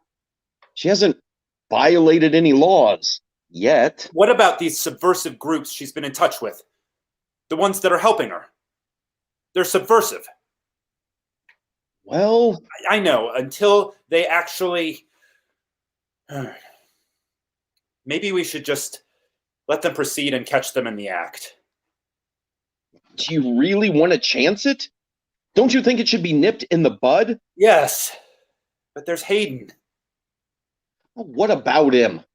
We told you he would be your weak link. He's my son, damn it! And on the verge of being a traitor himself. How dare you! Be careful. There's a limit to what I'll take. I'm sorry, sir. I'm sorry. I spoke hastily. This has just got us all on edge. I know. But you're right. I have to do something before this gets out of hand. She's going to ruin my son, my governorship, and my state. I can't let that happen. Someone has to take a patriotic stand. How can we help? You stay out of this. I'll get my police to arrest her first, and then we'll deal with the fallout later. Oh, if you just arrest her, she'll still become a cause célèbre. What then? Make her disappear? Do you know what you're asking? I'm simply suggesting... Worse. And I won't do anything evil. It's one thing to uphold the laws and protect the citizens of this state. It's another to... No. I'll just arrest her and keep her from doing more harm. Yes. Only for a few days. Until the next news cycle. I think people will be glad to see the end of her protest and attacks on the state. She has to pay a legal price for what she's done. Only then will she be exposed for who she is. I'll take care of it. Lights fade. Scene 9. Lights up. Nazneen and Hayden. Mid-conversation. He said what? Didn't actually say it, but he implied. Naz, he surprised me with the question. I was so shocked. I think I hesitated. That was exactly my reaction. I think he used us against each other. Of course he did. He already knew about you and your meetings with... With whom? I don't know, since you won't tell me. He's had you under surveillance for a while. What? You can't really be surprised by this. You're right. I should have known. Did you know? I only just confirmed it. That's why I came to warn you. You have to be careful. I can't. What do you mean? Please! Hey, I'm so sorry, but I've reached a point where I can't go back. These people are dangerous. Ooh. The people helping you and my father is dangerous. I can't protect you. These people are not dangerous. They are well-meaning citizens who have money. And of course they have a larger agenda than my brother's case, but they want change. Your father's rabid supporters are the dangerous ones. But I'm sorry, sweetheart. I know this is tearing you, and I wish I could find another way. We must look for one. I have. There isn't one. Go away. I'm so sorry. We have no future ahead. Don't say that, Naz. Please don't say that. Your father will never let us be together. We could never marry. My father doesn't control my life. He controls mine. As long as I'm committed to this path. You don't have to be. Yes, I do. It's my destiny. It's become the most important thing to me. Even more important than me? Us? Please, Hayden, don't make me choose. And I guess I know the answer. At this moment, in this time, I really feel like I have no other choice. Enter two police officers. Who sees Nazneen? Nazneen Sayed, you're under arrest. What? What? You can't do this. On what charge? Treason. Let her go! Please, sir, don't interfere. By whose orders? The governor. Hey, I'm his son, and I'm ordering you to let her go. I'm sorry, sir. You don't have the authority. Let's go. Ma'am, if you resist, we'll be forced to handcuff you. We don't want to do that, so please come quietly. Okay. I'll go with you. I'm coming too. They exit. Lights fade. Scene 10. Lights up. Enter Nazneen with the officers and Hayden. Enter Governor Parker. Dad, what is going on? Hayden, stay out of this. I'm not going to. Either you stop this charade right now, Or what, Hayden? I think you need to shut up and listen, or I'll have you arrested and removed from here. Oh, that's nice. You're gonna arrest your own son? On what charge? Obstruction of justice. This is your idea of justice? Don't make me laugh. Hey, don't worry. Let's just see what this is all about. Now, I have already tried to You reason. can't say her name. I've already tried to reason with you. You call this reasoning? Let me finish, please. You have consorted with subversive groups in this venture of yours, despite several warnings. I can't let you continue with this action. But before you attack me, let me make you an offer. Despite what you think, I am not totally unsympathetic to your plight. Your words and actions notwithstanding. If you give up your demands to have your brother's body brought home, we can arrange for him to be buried where he is, so he will get his burial. In some foreign land? Like an animal covered with the dirt in which it was killed?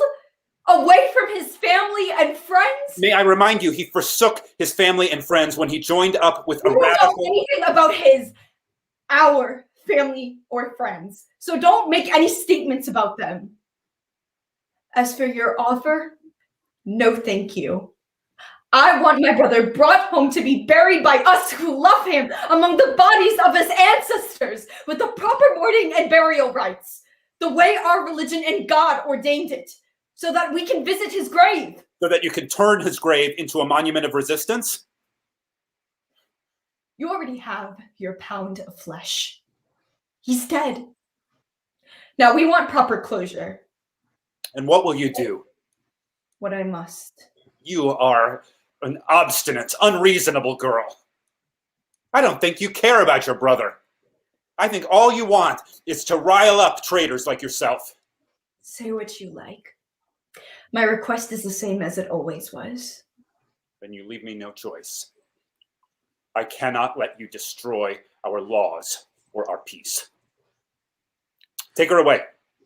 He gestures to the officers. Officer 1 grabs Nazneen by the hand as Officer 2 quickly walks ahead. Dad, what are you doing? Stop! Hayden, don't! Hayden grapples with the officers. You are a despicable person! Even your son! Nazneen breaks free and moves towards Parker. Officer 2 turns and draws his gun. Stop! Don't go near him! Nazneen ignores him and moves forward relentlessly. Officer 1 tries to break free of Hayden's grip. In the commotion, Officer 2 shoots Nazneen, who falls to the floor, dies. Hayden screams, breaks free, and rushes to her. Oh my god! Oh my god, Nazneen! Darling, speak to me! He cradles her body. Officer 2, his gun still drawn, approaches. What have you done? What have you done? Dad, what have you done? She's dead! Murderer! He leaps towards his father, but Officer 2 stops him. Hayden grabs the gun and waves it wildly. Hayden, son, don't! Son, you are not my father! I don't recognize you at all! You're a murderer! You and your sons! Hayden, don't do anything rash. He gestures to stop Officer 1, who's trying to draw his gun. Don't! It's okay. Hayden, I'm sorry it's come to this. Really? You're sorry? You're really sorry? She didn't deserve this. Her name is Nazneen! Nazneen! Say it! Say it, you bastard! Nazneen! Say it, motherfucker! Okay, Nazneen. It means beautiful. Exceedingly beautiful. Hayden. Oh, Nazneen! I'm so sorry, Tom. Oh, I'm so sorry. Hayden, can we talk about it? Please. Now you want to talk? What's left to talk about? She's dead and you killed her! Hayden. My son, please. Put down the gun. Son, how can you call me your son after what you've done? You've never even seen me, much less know what I want. You hated Nazneen from the beginning because she was, oh my God, she was so beautiful, so young, and you took her youth from her like you took mine. I hate you. I fucking hate you. You are not my father. You never were my father except in name. And now I am not your son. From this moment, you don't have a son. He puts the gun to his head and pulls the trigger. Collapses, dies. Parker rushes towards Hayden's body. Hayden! Oh, dear God. Hayden. Hayden, talk to me. What have you done? What have I done? How did this happen? You did this. You forced me. You pushed me. No. I had a choice. I could. Oh, Hayden, my darling boy. What can I do? What did I do? But I wish I'd. How did this happen? Where did we make the wrong turn? Oh God! What is this? Hayden. What did I tell your mom? Your dear mother. How can I tell her? She won't be able to take this. She warned me about this. She warned me. And now I'm no longer a father. I have no son. He covers Hayden's body with his own. During the last part of his speech, the men's chorus steps in time, silently marching as the women's chorus comes forward. A deadly hush on us descends. This is the death of innocence. We do not know what this portends. We have no wisdom to dispense. Evil gloats across this land, blowing the holy incense from everywhere like grains of sand. The gods retreat to silence. The women break up, and disjointed and dispirited, they exit. The men's stepping grows stronger and louder, stamping their feet decisively on the floor as they move to occupy the whole stage. Marching, marching, marching, then stepping in time vigorously about the three bodies, their boots loud on the floor as the lights slowly fade.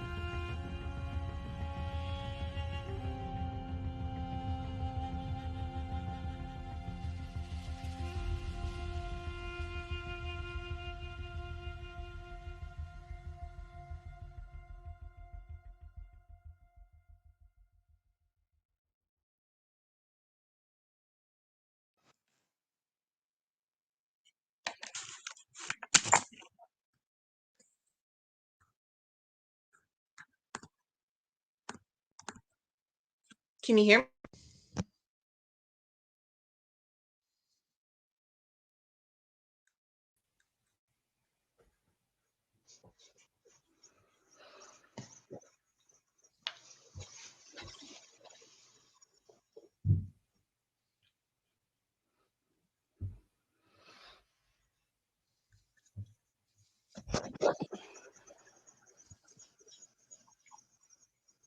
Hello, everyone. We're getting the rest of the team back in for the talkback, so we'll be ready to start momentarily. Hi, Paul. Thank you all for coming.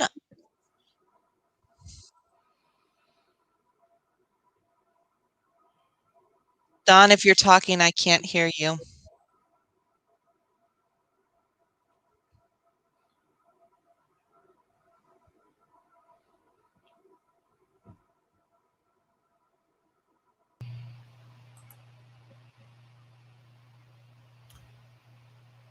Okay. Hey, no, I can hear you.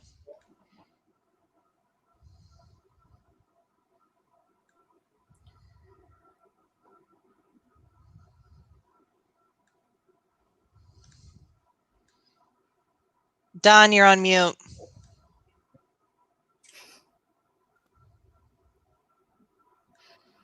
Don, I think you're still on mute.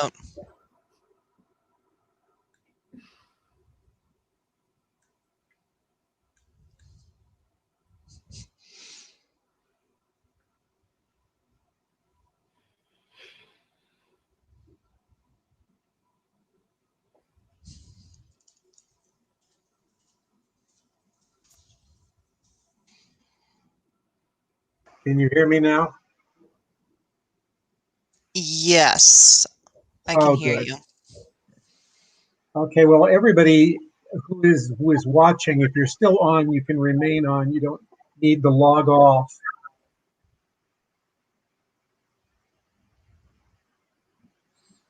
Yep, we should be good to go. I texted Kim to tell him he could come back on. Kim, how do I enter? Send me the... Okay, I'm going to resend Kim the link.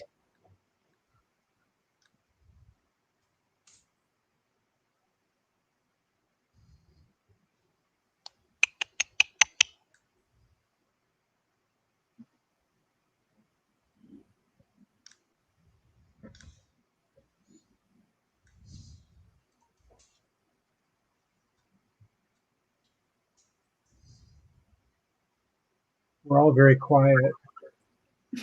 It was very heavy tonight. It was. It's a heavy show, but I'm glad. What do we have? Asia, did I pronounce your name correctly tonight? I don't know because I was praying. But probably. There we go. Oh, Hi, Wes.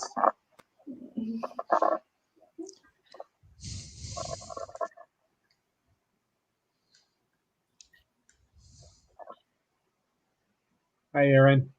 Those are cool. Thanks.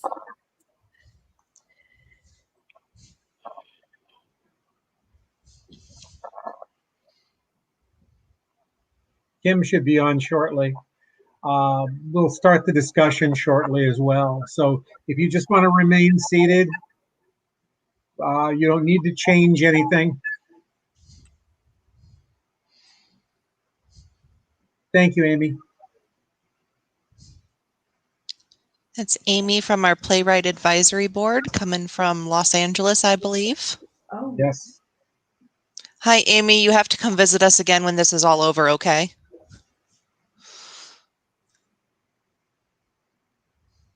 It is better to comment through either. Both of them run, both comments through YouTube and Facebook run right into StreamYard for me. So I can pop your comments up and everybody can see them.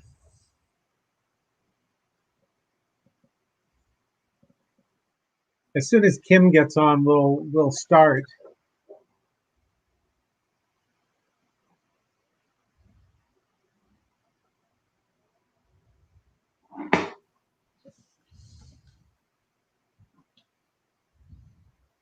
Well, I'll tell you what, before Kim starts, and while we're really remaining kind of silent, why don't we just go around the room and everybody introduce themselves?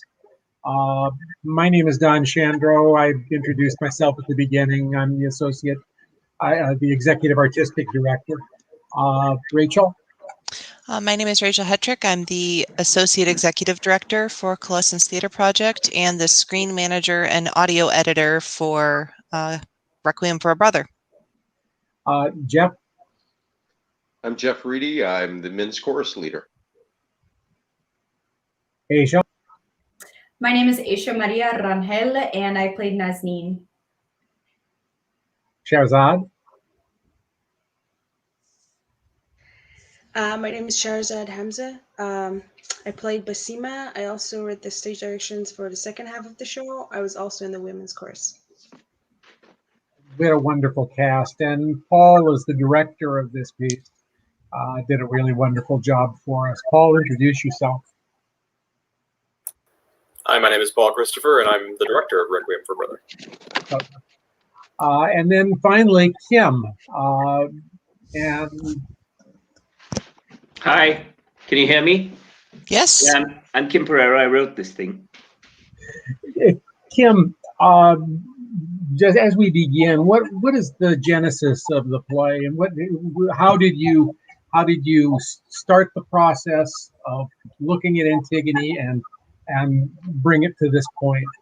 Well, actually, I was doing some research earlier on Antigone. I was trying to find out why Antigone has been reincarnated so much, and then I thought maybe I could write a play because I saw the cases of Hoda Mutana and Shemaima Begum two women who were actually denied entry, one to America and one to Britain, for going off to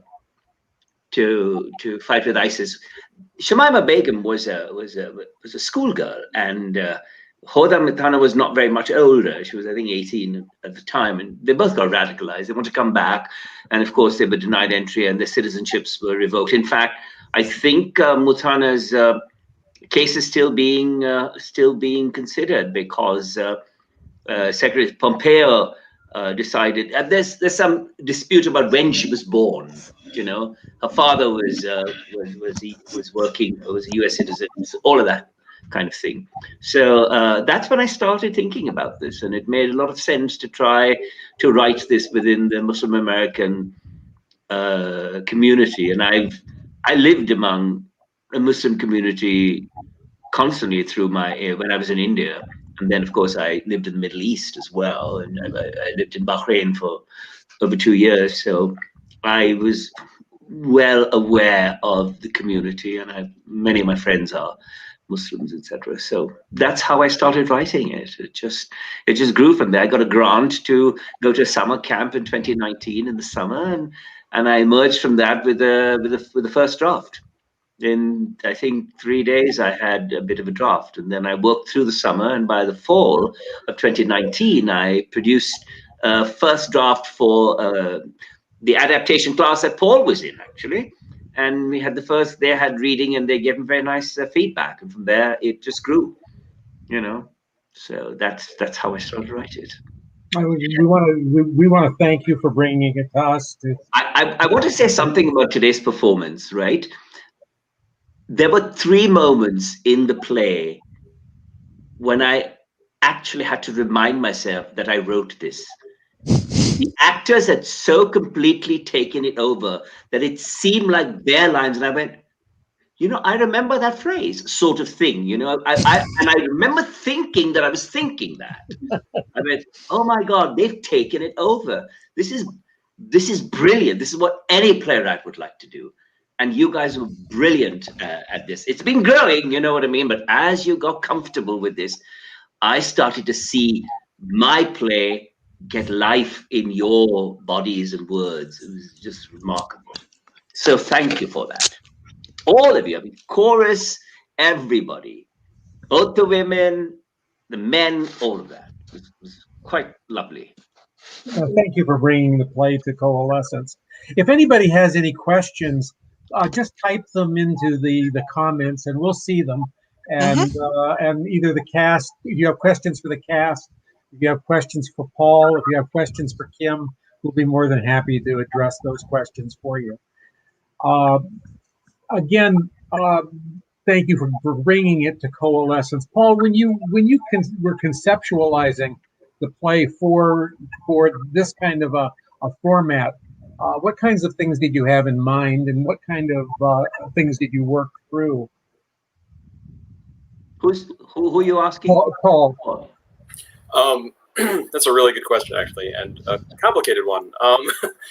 As we're all still getting used to this digital medium, this is actually the 3rd project I've directed on Zoom, so starting to get more comfortable with it. And one of the things that's important is to make sure, like any stage performance, the important thing is to make sure that the connections between the characters are evident, and that's a little more complicated to do through Zoom or StreamYard, as it were. Sorry, and so really finding those the tension in the lines and the humanity and the characters and the core concepts in all of the interactions is really important, because it's all you have. You don't have physical proximity or any other tricks you can use on stage in front of an actual audience, right? You know, you can have like the characters touch each other, for example, something we've all forgotten, I think, you know, and that sort of thing. So really fighting to make sure that was there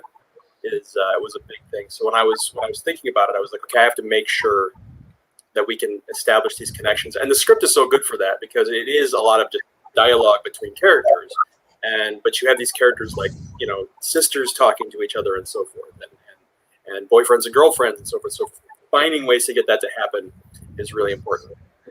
and it was a challenge. And usually what I end up doing with a lot of this stuff is trying to imagine how I would do it on an actual stage, and then trying to adapt it there, because that's just the way that my mind goes. Yeah, hopefully that answers your question. You work very closely with Rachel on this. Here, well, we got a question first. I find it fascinating doing this reading virtually. How did you consider the relationship between the audience seeing the actors' bodies on screen and the way that media choose to portray a story? I think that's a question for you, Paul. Yes. Relationship between the audience and well, that's another thing, the audience only sees what's in this box, right? So trying to work within that as best as possible. That's why we had stuff like as bare a stage behind them as possible and so forth like that.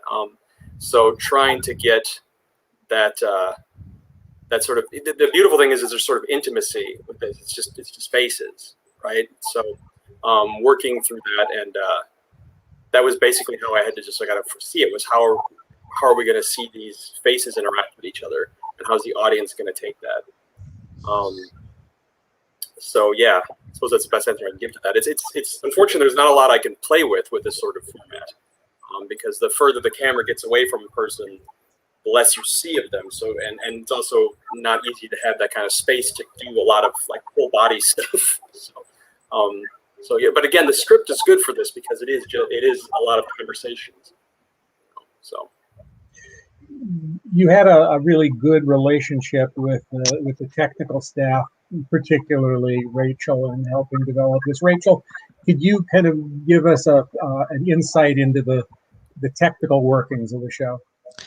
Oh, so if you didn't notice, what you saw tonight was actually a hybrid production. There were 2 scenes that were dropped in that were pre-recorded because of the amount of technical work being done. All of the chorus you heard was recorded remotely by 4 actors for the men's chorus and 4 actors for the women. Each of those actors sent me a track that I layered, and our video editor put over the masks.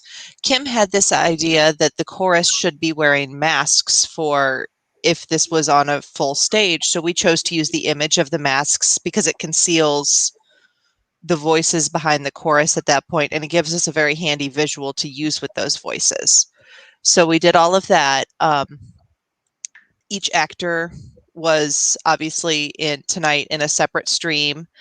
Everybody goes in and out. We have to change different combinations of people, and it's really just keeping track of where everybody is and what you can do in this format and learning how to work with it for the new reality and this new way of doing theater, which I really like.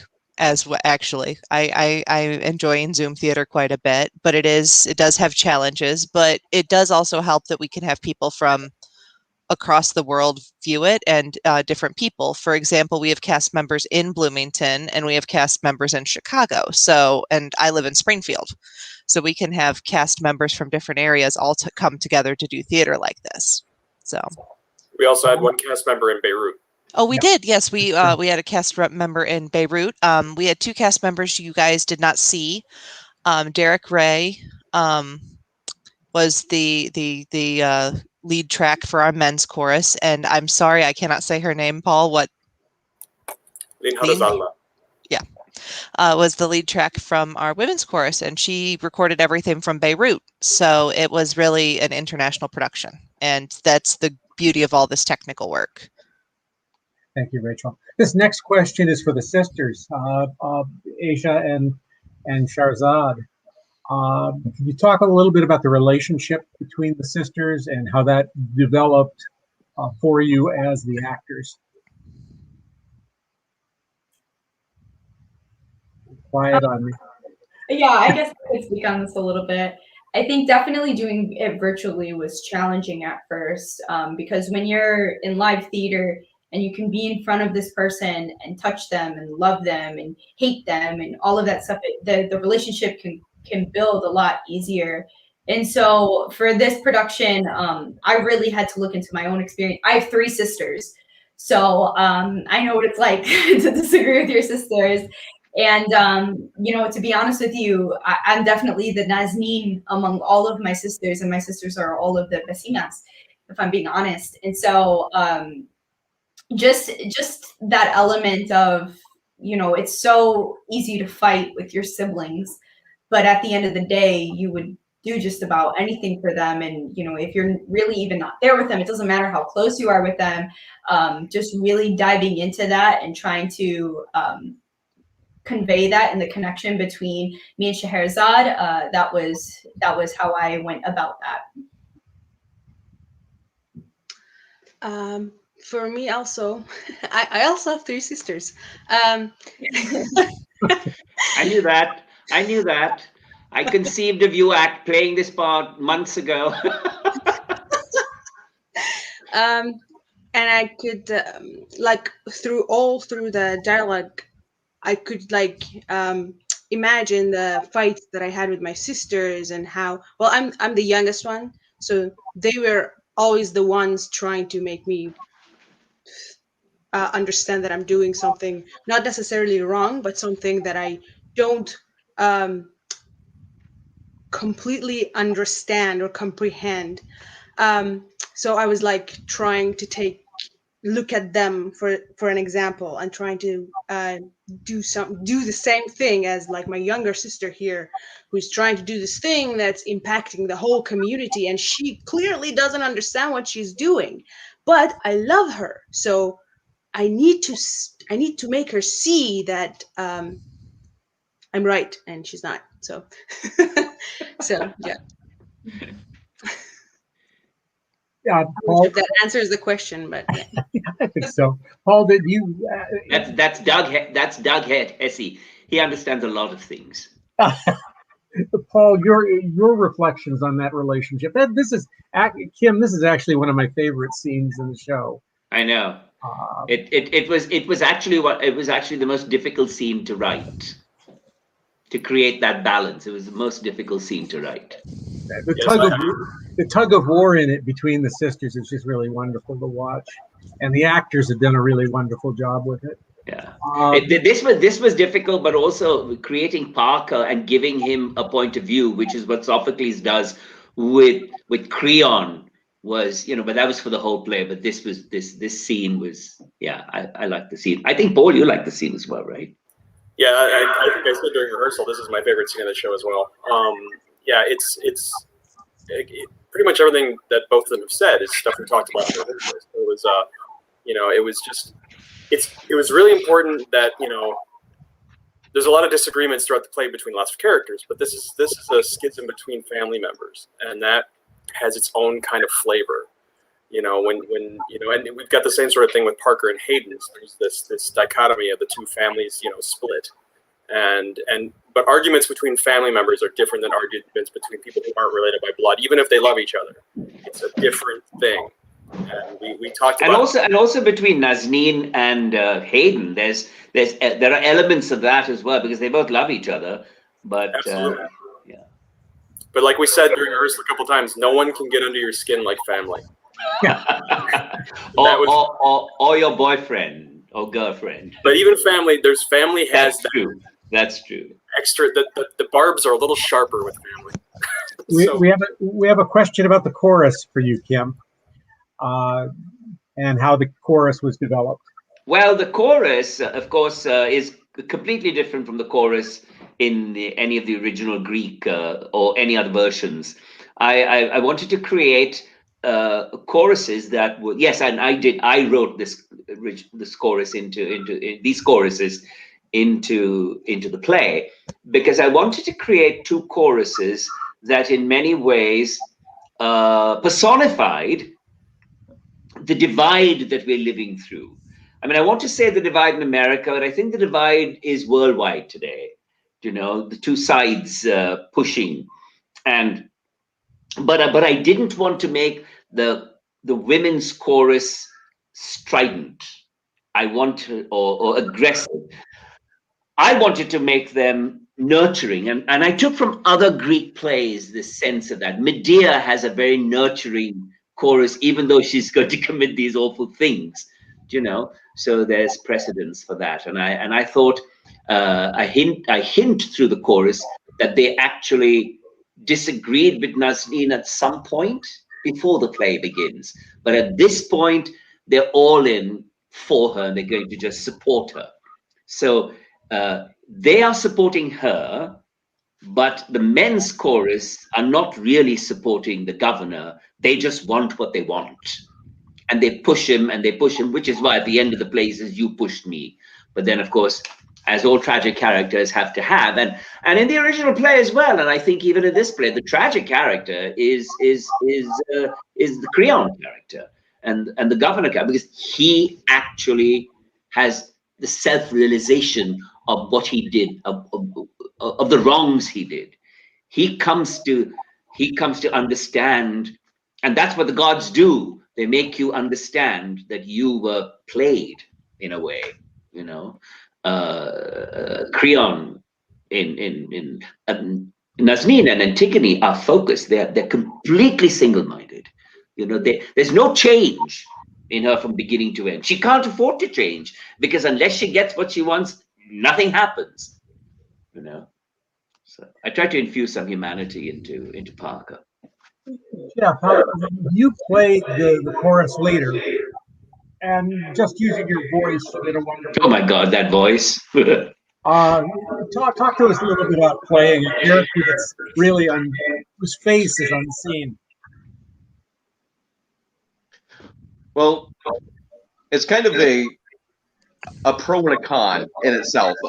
You lose the ability to project through facial expressions, but at the same time, you don't have to worry about people watching you. So it gives you a freedom to get more into character, if you will.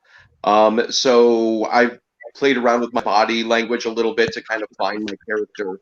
And I really like the way it's written, because it's kind of ambiguous whether I'm actually a person talking to the governor or whether I'm the voice of the poles, what he's hearing, an angel and a demon on his shoulder, you know, trying to pull him in different directions. So there's so much ambiguity. Yeah, I use that word right. So much ambiguity in the character that I think without seeing him, it just gives that much more ability. And Paul was really great in letting us work with it and play with it and really find ourselves with it. So it's both a curse and a privilege to do it that way. So it's definitely a new experience. I was actually sad when we had to put the mask over your profile, because some of the facial expressions you made in rehearsal were amazing and scary. But I've enjoyed watching you develop this character. It's been a lot of fun for me too. Well, thank you. I wish Elaine was here to make a comment on this, but on this particular comment. But Kim, could you venture into this? Yes, thanks for that, Sally. I think, yeah, it was so the in Anouilh's version, the French version, there is a nurse who is a character there. I certainly didn't want another Black woman to play a maid or a nurse. So I wanted to give her some agency, and yet at the same time, it was very important for me to portray Nazneen as rushing headlong into disaster in some ways, and very naive. She hasn't formed her ideas well enough at this point. And how could she? It all just happened, right? And so I want, and she's stretching and searching everywhere. And of course, she has these missteps with Kara, and she says things to Kara. But Kara has this, I saw Kara as this wonderfully mature, warm person who also is nurturing in her own ways and understands, right? And even though she's invisible to the family, she does care about the family, and she gives Nazneen a life lesson over there, because Nazneen, of course, just rushes headlong. She pays no heed to anybody, including Kara or anyone, her sister. She can't do it because if she pays attention to anybody else, this is what I've come to realize about Antigone. If she pays attention for an instant to anything else, she will abort what she's trying to do. She'll lose her nerve. Has to go. To me, this was the most troubling scene in the play. I mean, just emotionally. Yeah. If I could say something on that, yeah, it's interesting, Kim, that you point out that she does learn a life lesson from Kara, but it's not the one she expects. No, which is usually how the best lessons are, right? True, and she can't do very much about it either, because she doesn't live long enough. Right. Well, again, I want to thank the actors. Asia, you came into this process probably later than everybody else. You talked a little bit about that last night. Please share a little bit about your experience coming into the cast with very little knowledge of the script. Yes. So it honestly felt like a stroke of God. As many of you might know, I'm actually celebrating Ramadan right now. So I've done like 90% of this process without food or water. And so I've been so thankful to everybody in this crew who has, allowed me breaks to, at least drink some water, eat a little bit of something before I continue on, which is always troubling for, someone who comes from a different background. Will they understand? Will they not? But basically the way that this came to my knowledge was, like I said, a stroke of God. Like a friend sent it to me. It was posted on Instagram. They were looking for a Manassa actor. And I'm so passionate about portraying Middle Eastern and Latino people correctly because I am from both of those communities. I'm so passionate about representing them authentically because, that's just such a problem that we still have today that I just took up the opportunity. And so I think it was me and Dom, we were emailing, at least like by 2 or 3 a.m. that morning. And that's when I received the script. And, I was at work and I would take little breaks and like read through the script very, very fast. And so I definitely got into this really fast, but I'm so thankful that I've been able to just immerse myself into it. It was definitely a lot harder, especially not knowing the script, not even 24 hours before rehearsal started, but it's been a really, really amazing process, getting to know all the cast members and the producers and directors and stage managers and just everybody involved with this process. I got to see just the passion that people had for telling the story, which was amazing. We are extremely grateful to you for doing this through the holy month of Ramadan as well, because I know how difficult, trust me, I know how difficult, not for me, but I've lived among friends and when I lived in Bahrain, I used to break fast with my Arabic and Muslim friends several times. And we did that in India as well. There's a certain restaurant area we used to go to because the best food, unfortunately, the best food is at Ramadan. As soon as the sun goes down, all the restaurants open up and we have this great, great food, all the biryanis. But apart from that, thank you so much because you worked your way to it, and then yesterday you started flying, and today you soared, and I can't wait for tomorrow. The emotion, etc. And listening to you and Shahzad, who also has a background different from I can't say ours, but from these other people, because I'm from your neck of the woods in some way, Shahzad. But I love I would listen to the way you constructed your sentences and wove your voice, both of you, through those lines, and I went. And that's, I think, what contributed to the fact that I went, they've taken over this script. All of you have taken over the script, and great work, Paul, for doing that.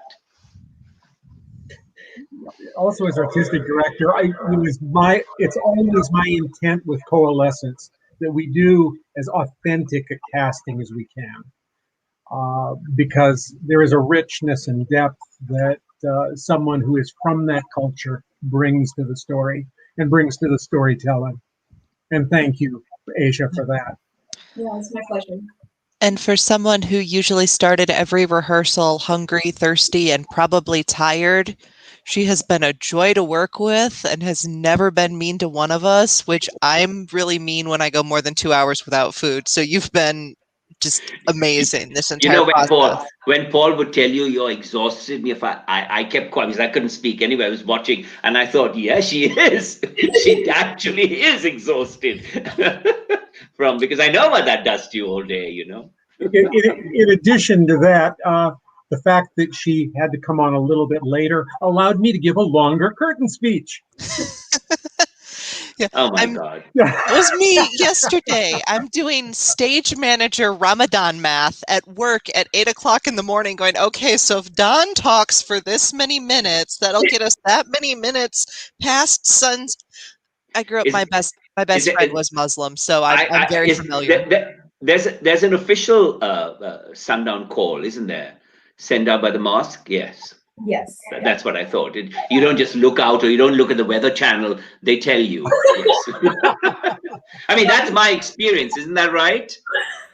Yeah, no. What? You look at the weather channel? No, most people have the app Muslim Pro, and Right. it's every when Maghrib is, which is when we fast for 8 hours. So yeah, we don't look outside. That's what I thought.